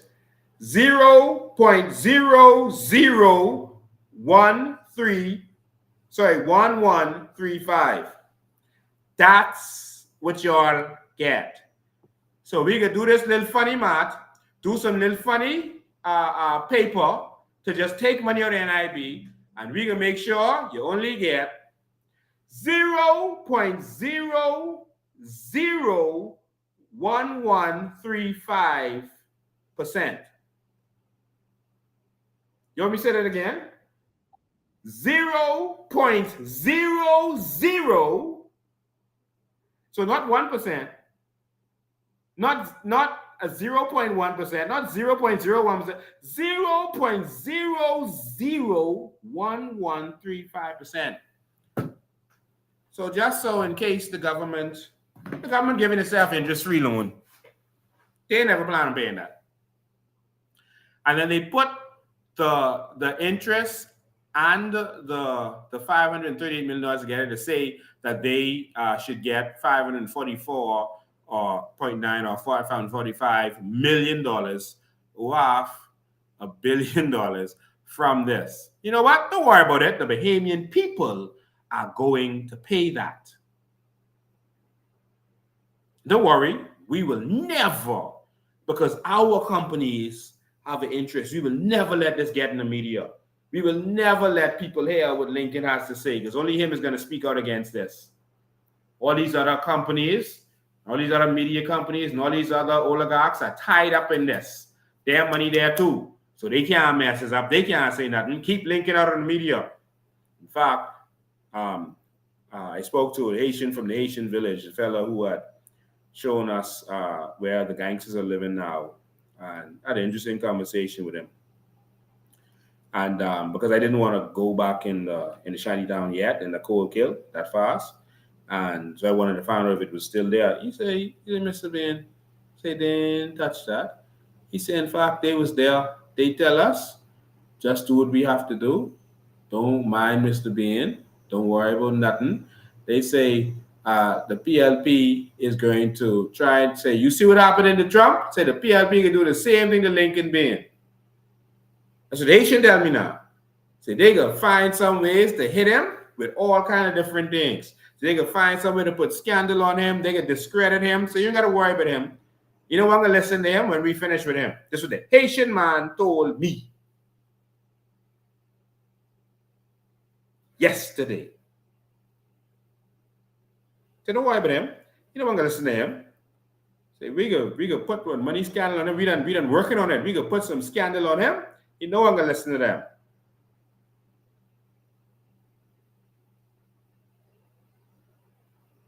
So they done already. They have a whole system that is invested in keeping you poor, in keeping you down. A whole system. This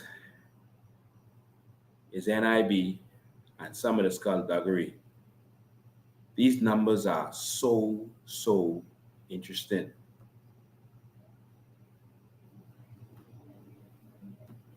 These numbers are so interesting. This here is the consolidated statement of accounts from 2013 to 2018. Again, it's in thousands of dollars, so you add 3 zeros to any number that you see. 2013, the total income was $316,000. Okay, nice. How much did they pay out in benefits? Sorry, I shouldn't have said thousand. 316 million. How much they paid out in benefits? 232 million. Total expenditures was 282 million. Okay, not bad. So there was profit. 2014, again, profit. 2015, again, they took in 366. They went out 303. What's the problem? 2016, $340 million. All right. Total expenditures 282, but in terms of payouts, it was only 274. What's the problem? It looks like the government just needs to make better investments, because they have the amount they're taking in investments. It was $86 million, $66 million, $107 million. So they just need, this is an insurance. You need better investments. But guess what they're doing? They are pumping all the majority of the investments into their companies so that they're making free money. Give the money to Focal, let Focal buy the oil, and then let Focal sell the oil to BPL and get the profits and give it back to Focal. So Focal didn't have to spend nothing. Is that what's happening? I think that's what's happening. My phone ringing. I don't know why my phone ringing while I live. Let me make sure my live is going. Hello. Good day. How you doing? Yes. I'm live. Okay. They didn't want to talk to me. Live. All right. So are you seeing this, Bahamas? Are you seeing this? It's so much more I have to show you with all of this. This NIB is a complete and absolute ripoff to the Bahamian people. This is more documents that I have here, but I've been going for so long. There's more documents I have here. There's more documents I have here. This whole thing is shameful. There's a lot more I want to talk about, but while I want to get to those things, I want to get you in on this because we've been going. People start getting sleepy around 10 o'clock. Let me open the lines. 803-5995. You can call in. 803-5995 is the number. You can call WhatsApp call or regular call. 803-5995 is the number. So here's what it looks like.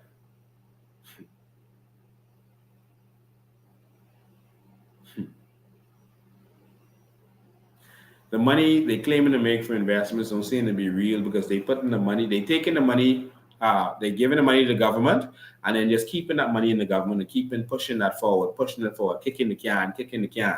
So when you saw them so relaxed when they say all this money is due, that's because they know they took that from us to do all these other things that have nothing to do with our benefits. And some people are going to say, but then what you could do? What you could do? They didn't spend it. We got to pay it. Otherwise, it's going to crumble. No, they need to crumble. It doesn't have to crumble. They can make better investments. Because right now, it's a Ponzi scheme, in my opinion, where they have to increase it on your children in order to pay you in your old age. That's a Ponzi scheme. They need more and more money from the new people to pay off the old people. Make sense? That's what's been happening. 803-5995. Come here, call in. 803-5995. What do you have to say? Do you have a question? How do you feel about what you're seeing with NIB? Is this acceptable? Is this acceptable? You put the number up there. 803-5995. 1,434 y'all on here. Let me hear from y'all. Let me talk to myself. 803-5995. Let me make sure. Silent just ring. 803-5995. This is the National Insurance Board. This is where our money is going. One, they were finding every way to steal money from national insurance. One, they gave loans to themselves that they never intended to pay back from BOB, and then took our national insurance money to buttress BOB. You see? They're taking loans and ripping it and giving the government loans. You see?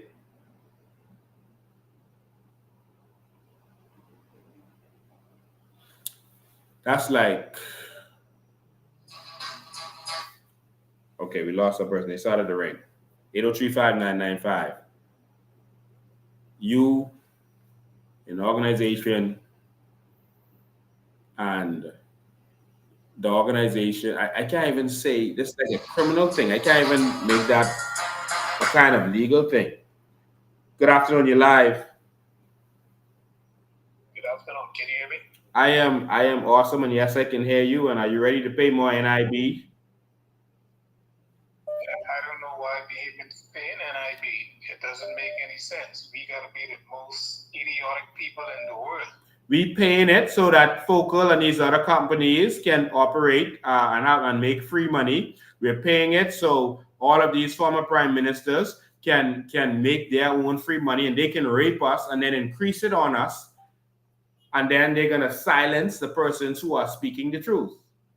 That's why we're paying it, so they can live their lavish lives and our children can suffer, and we can pay more for what they are doing. And at the end of the day, your mother, your grandmother, and those cannot even collect what is due to them. Exactly. This is ridiculous, and payments. Listen, it just has pissed me off when I hear things like this. And the question I have for you is, where's the VAT money going? Where's the taxation money going? Are they doing the same thing with our tax money? That's going in their pockets too. That's going in their pockets too. Notice they wouldn't give no accounting of that. Yeah. Thanks for your call, man. Good afternoon, you're live. Good afternoon, you're live. Good afternoon. Yes, how you doing, man? Hello. Hey, how you doing? I'm doing fine, man. Yeah. I want to make a contribution. What we need to do as Bahamians? We need to stop talking. We need to do like the Haitians have done. Get in the streets, get up off of our backsides because these people, they are not checking for what we are saying. How long do Bahamian people can just talk and talk and talk? Because come on, man, you know, I am outraged, man. You know, we just need to deal with it. These guys ain't checking. When we can get the pictures, these guys did it. The Prime Minister didn't tell us. He told his people he's a part of them and they are a part of him. So, what more we need? When they was trying Jesus, they say, what more evidence we need? The man didn't blaspheme, although he was lying on him. What more do we need?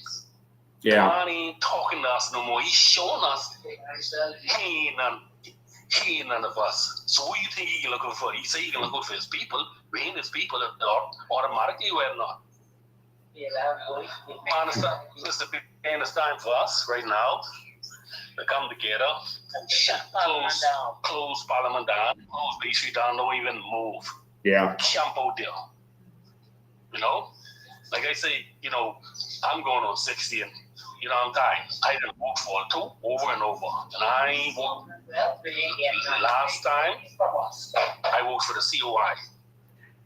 So tell me what you, because see, they think a lot of Bahamians are slow. Tell me what you see from what I showed today with NIB's document. Does it look like they cooking the books? Does it look like they robbing us? Man, listen to me. All I see is nothing for us. Nothing for us. You know, we are so big and stupid that, you know, we don't have no sense. And that's the way it really look. I mean, you showing the Bahamian people, man. Bahamians, man, you all come on, man. Mr. Bain, I've been supporting you. I've been supporting you from the radio station, from the Bayana issue store way before that. I've been supporting you. When you start with 2020, I said this before, I did just get off of my sick bed, couldn't walk for 2 months, Mr. Bain. I am tired and getting older now. Tell these people, man, get up off your the backside and stop being scary, man. What's wrong with you all? Yeah. Thanks for your call, man. You're welcome, sir. I just wish you all the best. May the Lord cover you as you all go forward. Thank you, man. 803-5995 is the number, 803-5995. NIB, my opinion based on everything I see here, NIB is a Ponzi scheme. NIB is a Ponzi scheme because now they want more money from your children to pay for what they stole from you. They rob you and they can make your children pay for it. Guess what? Do we care? Do we care? When my daddy was alive, they was telling them, oh, you see, spending this money, you're going to spend this money, your children can pay for it. Now we paying the pot. Good afternoon, you're live. Hey, good afternoon, Mr. President. How you doing, man? Hey, President, there's information you real tonight, but it explains a lot of things to me, you know, why the PLP and the FNM fight so hard to keep the Bahamian people inside to do what we find ourselves in, you know, so. Yeah. You know, because if these parties have this type of game playing on the Bahamian people, there's no wonder why they don't want a freedom of information on. Yeah. Right?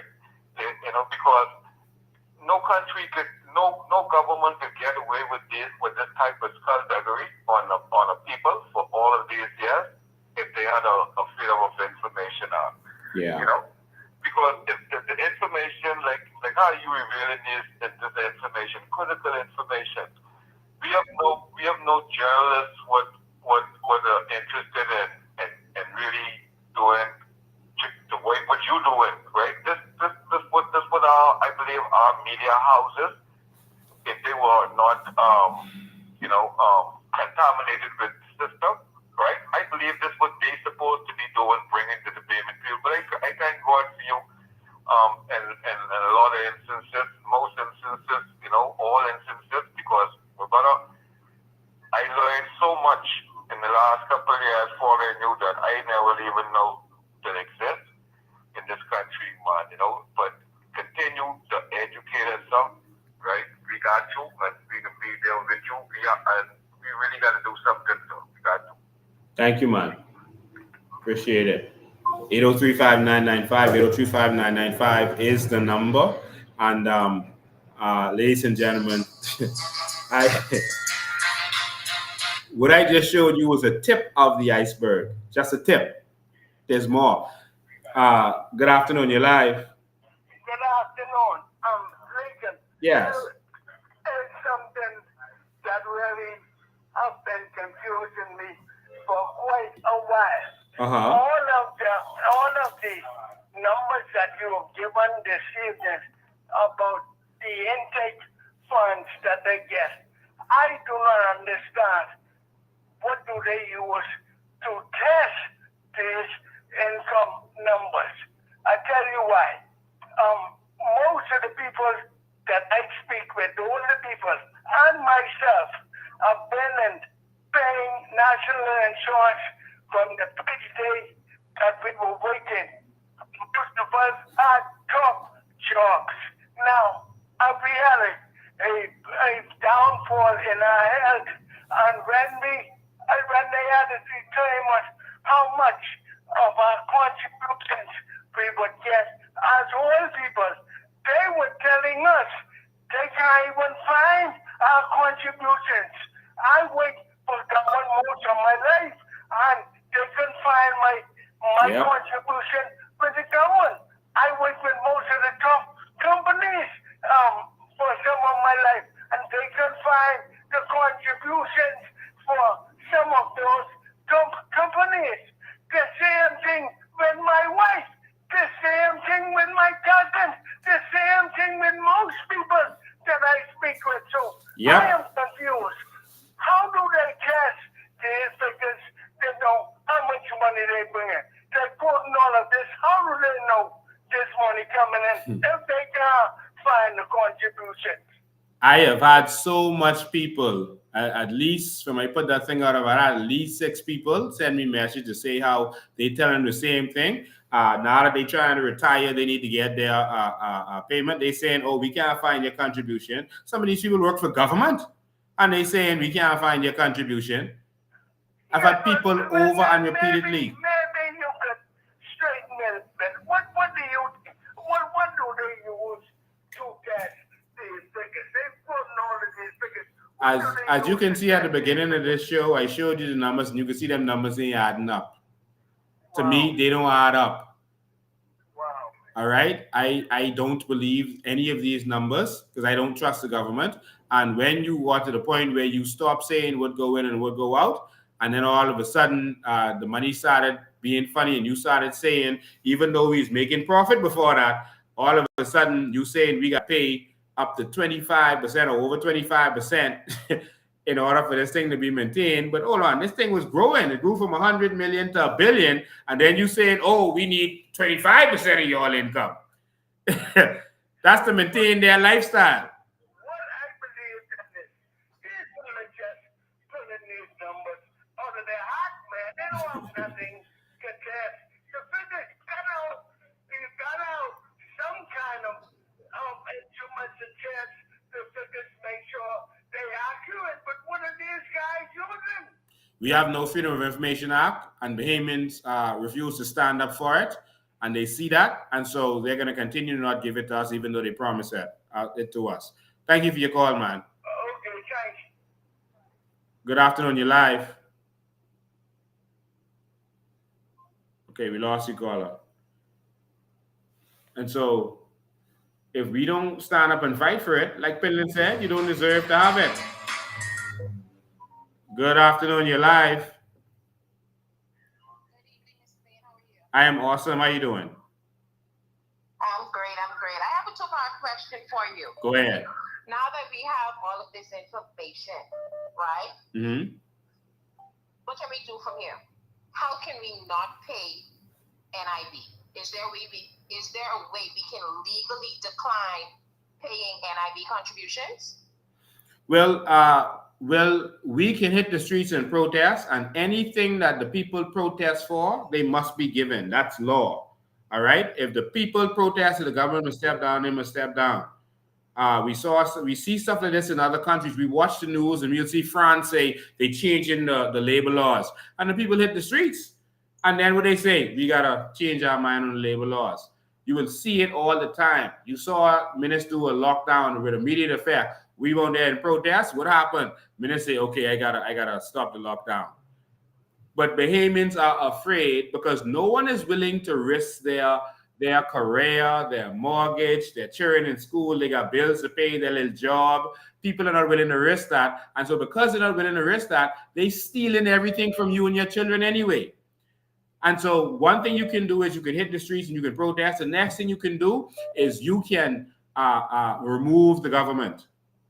We're 2 years away from that. We actually believe that they're going to call election next year. All right? And so we have to organize ourselves. The only thing that politicians in this country respond to is a political threat. They don't respond to protest. They ignore you. They respond to political threat. That's why whenever you see me go somewhere, they feel that it's going to draw attention of the people. The people are going to go with him because he's standing up. So they go there and try to fix it. That's because it's a political threat. They're not doing it because I'm a big, bad man with a loud mouth when I'm fighting. They do it because, hold on, people are resonating with what he's saying. So we need to go there and make it look like we're doing something. They only respond to political threats. So we have to organize ourselves politically. We have to come forward, come to the party, come to the organization. All the third parties need to come together. Other persons with the same mindset need to come together. How could we be talking about this? Someone else talking about it, but they don't want to work with us.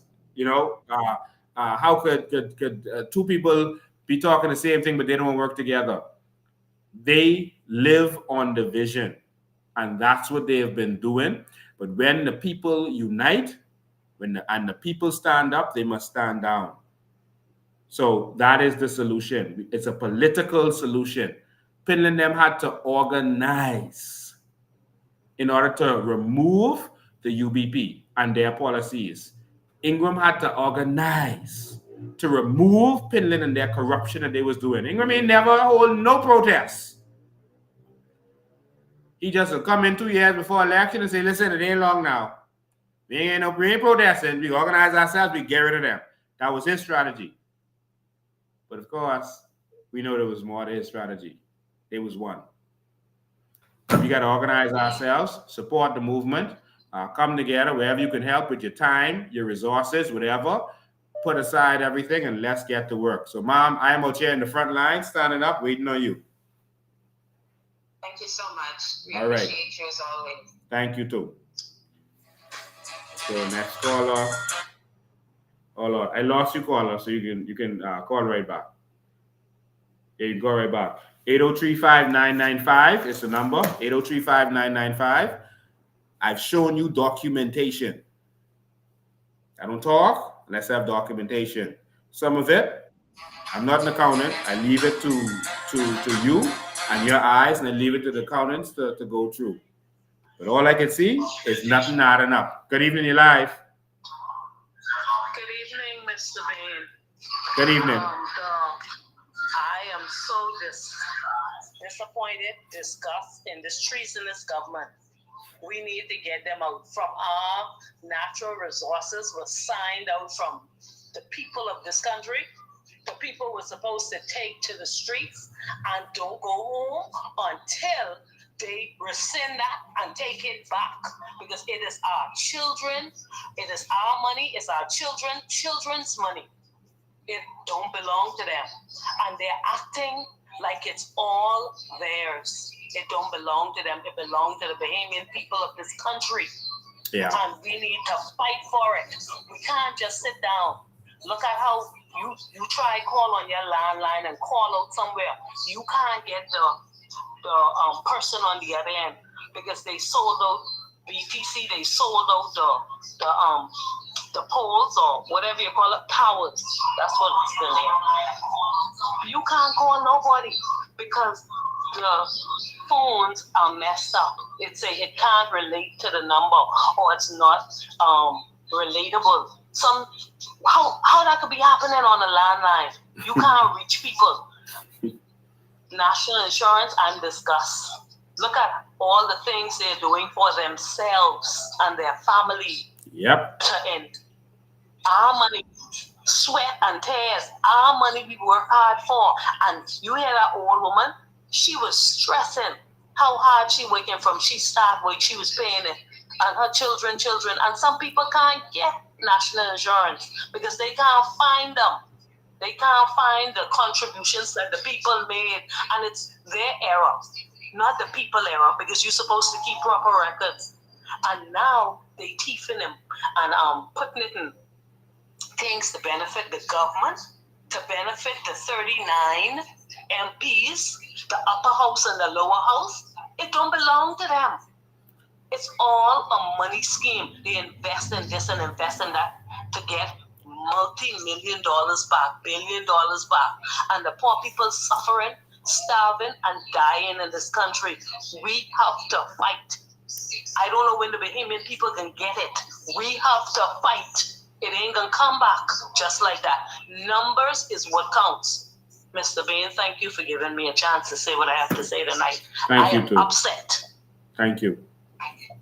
Thank you. They raping and robbing us. All right.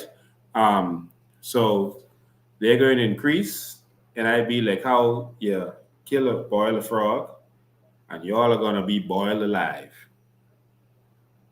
if y'all don't stand up. I don't plan on getting boiled alive. We need to organize.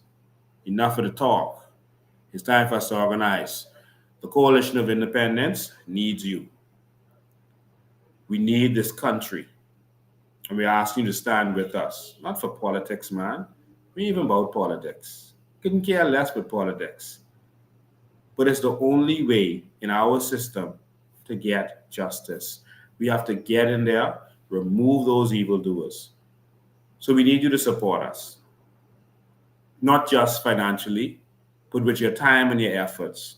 Come help us walk the streets. I'll be walking on Saturday. We're going to be in Abaco tomorrow.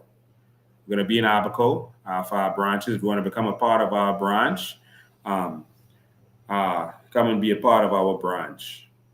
All right. So we're going to be in North. We're going to have elections for our North and South Abaco branches on Wednesday, March 13th at 6:30 p.m. We're going to be at the community. We're going to have a community forum in Marsh Harbor Library. That's next to the fire station. So that's Marsh Harbor Library next to the fire station. All right.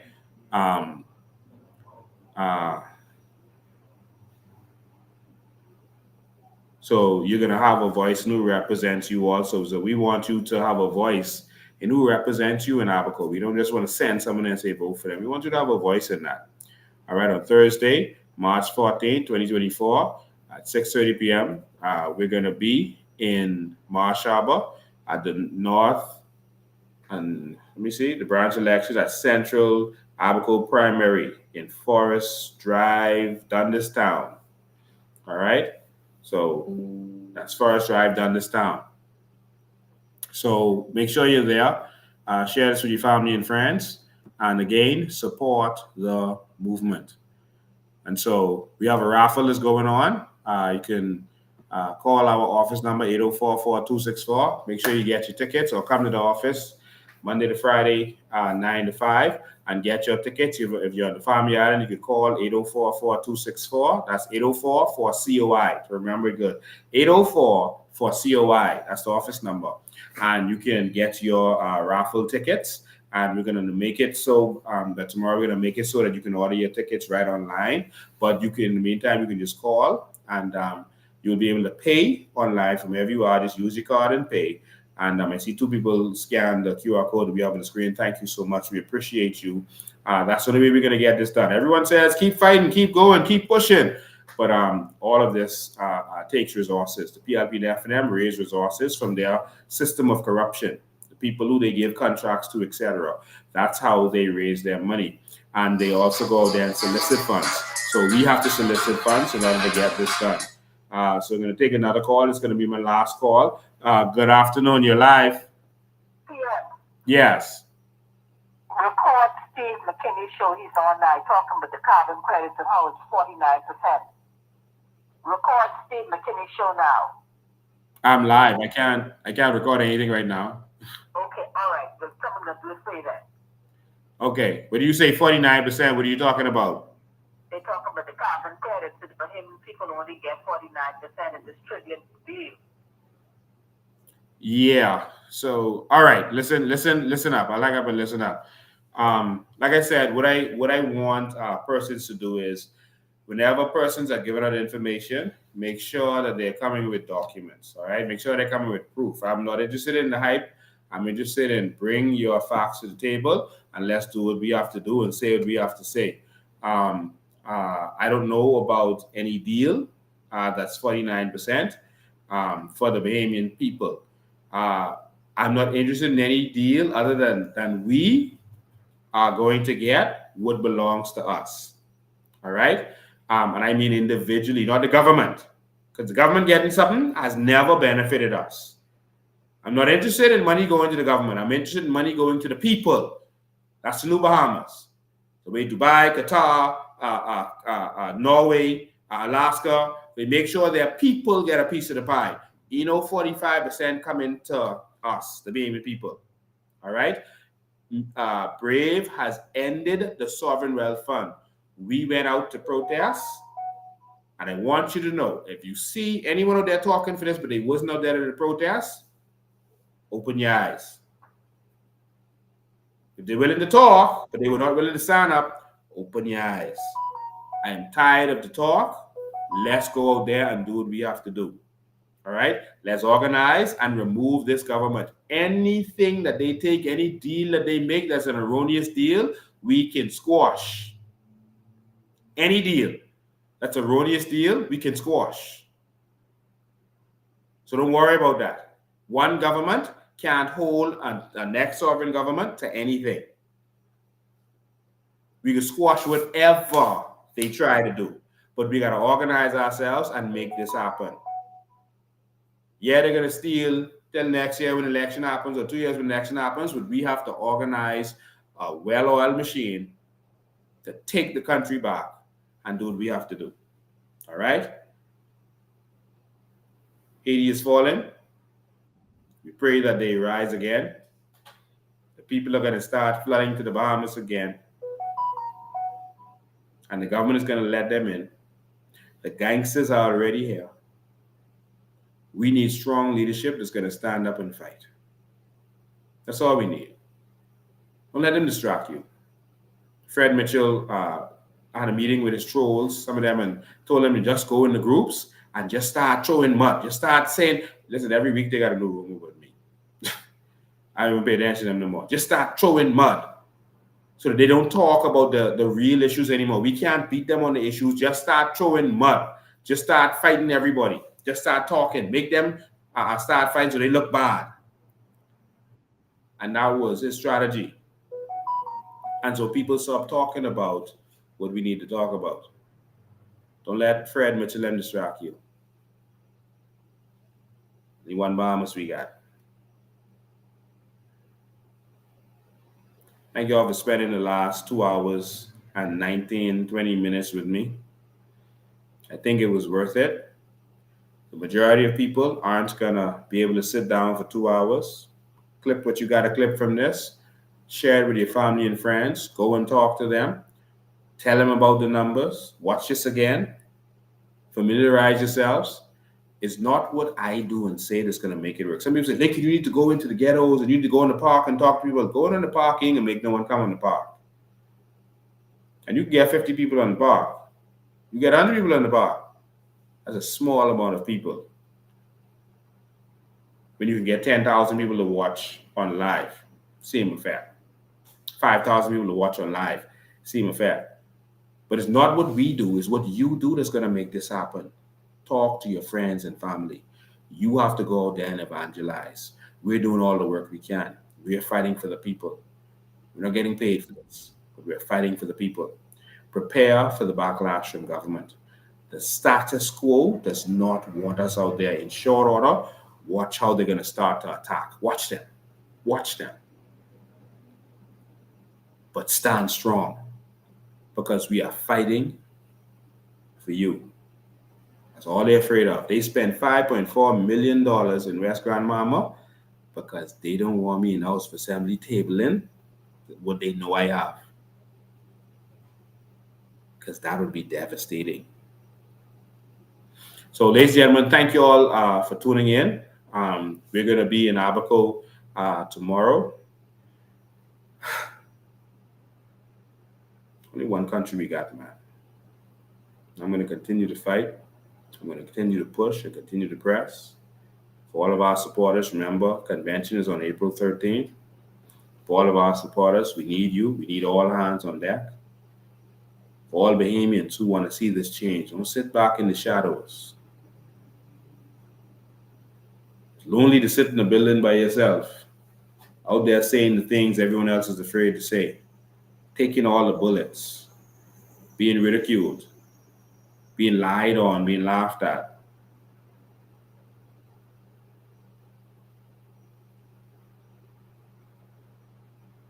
But if you join me, we're going to have the last laugh. We're going to party together with our sovereign wealth fund. We're going to have a Bahamas that all of us could believe in. That's what this fight is about. This fight ain't about me. This fight about us. This fight is about your country is almost gone from underneath you. It's almost gone. What you could do? Everywhere you go, you hear a foreign accent. They pushing us to the middle of the island. And then they pushing us out of the country. Going to Canada. People think Canada easy is more expensive. Canada ain't better than here. Yeah, you getting paid more, but when you do the maths on the taxes and everything else, it's harder there. And the minute something happen, they send you back here. And you're right back at zero. Why don't just let's fight for this? Join me in this fight. This is all I'm fighting for. I love you. That's why I'm willing to sacrifice my income, my business, my life, my livelihood, my body, my safety, my security for you. I got my own children. I got my own issues. I choose to fight for you.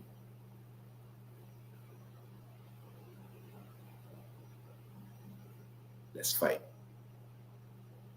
for this. See you next time.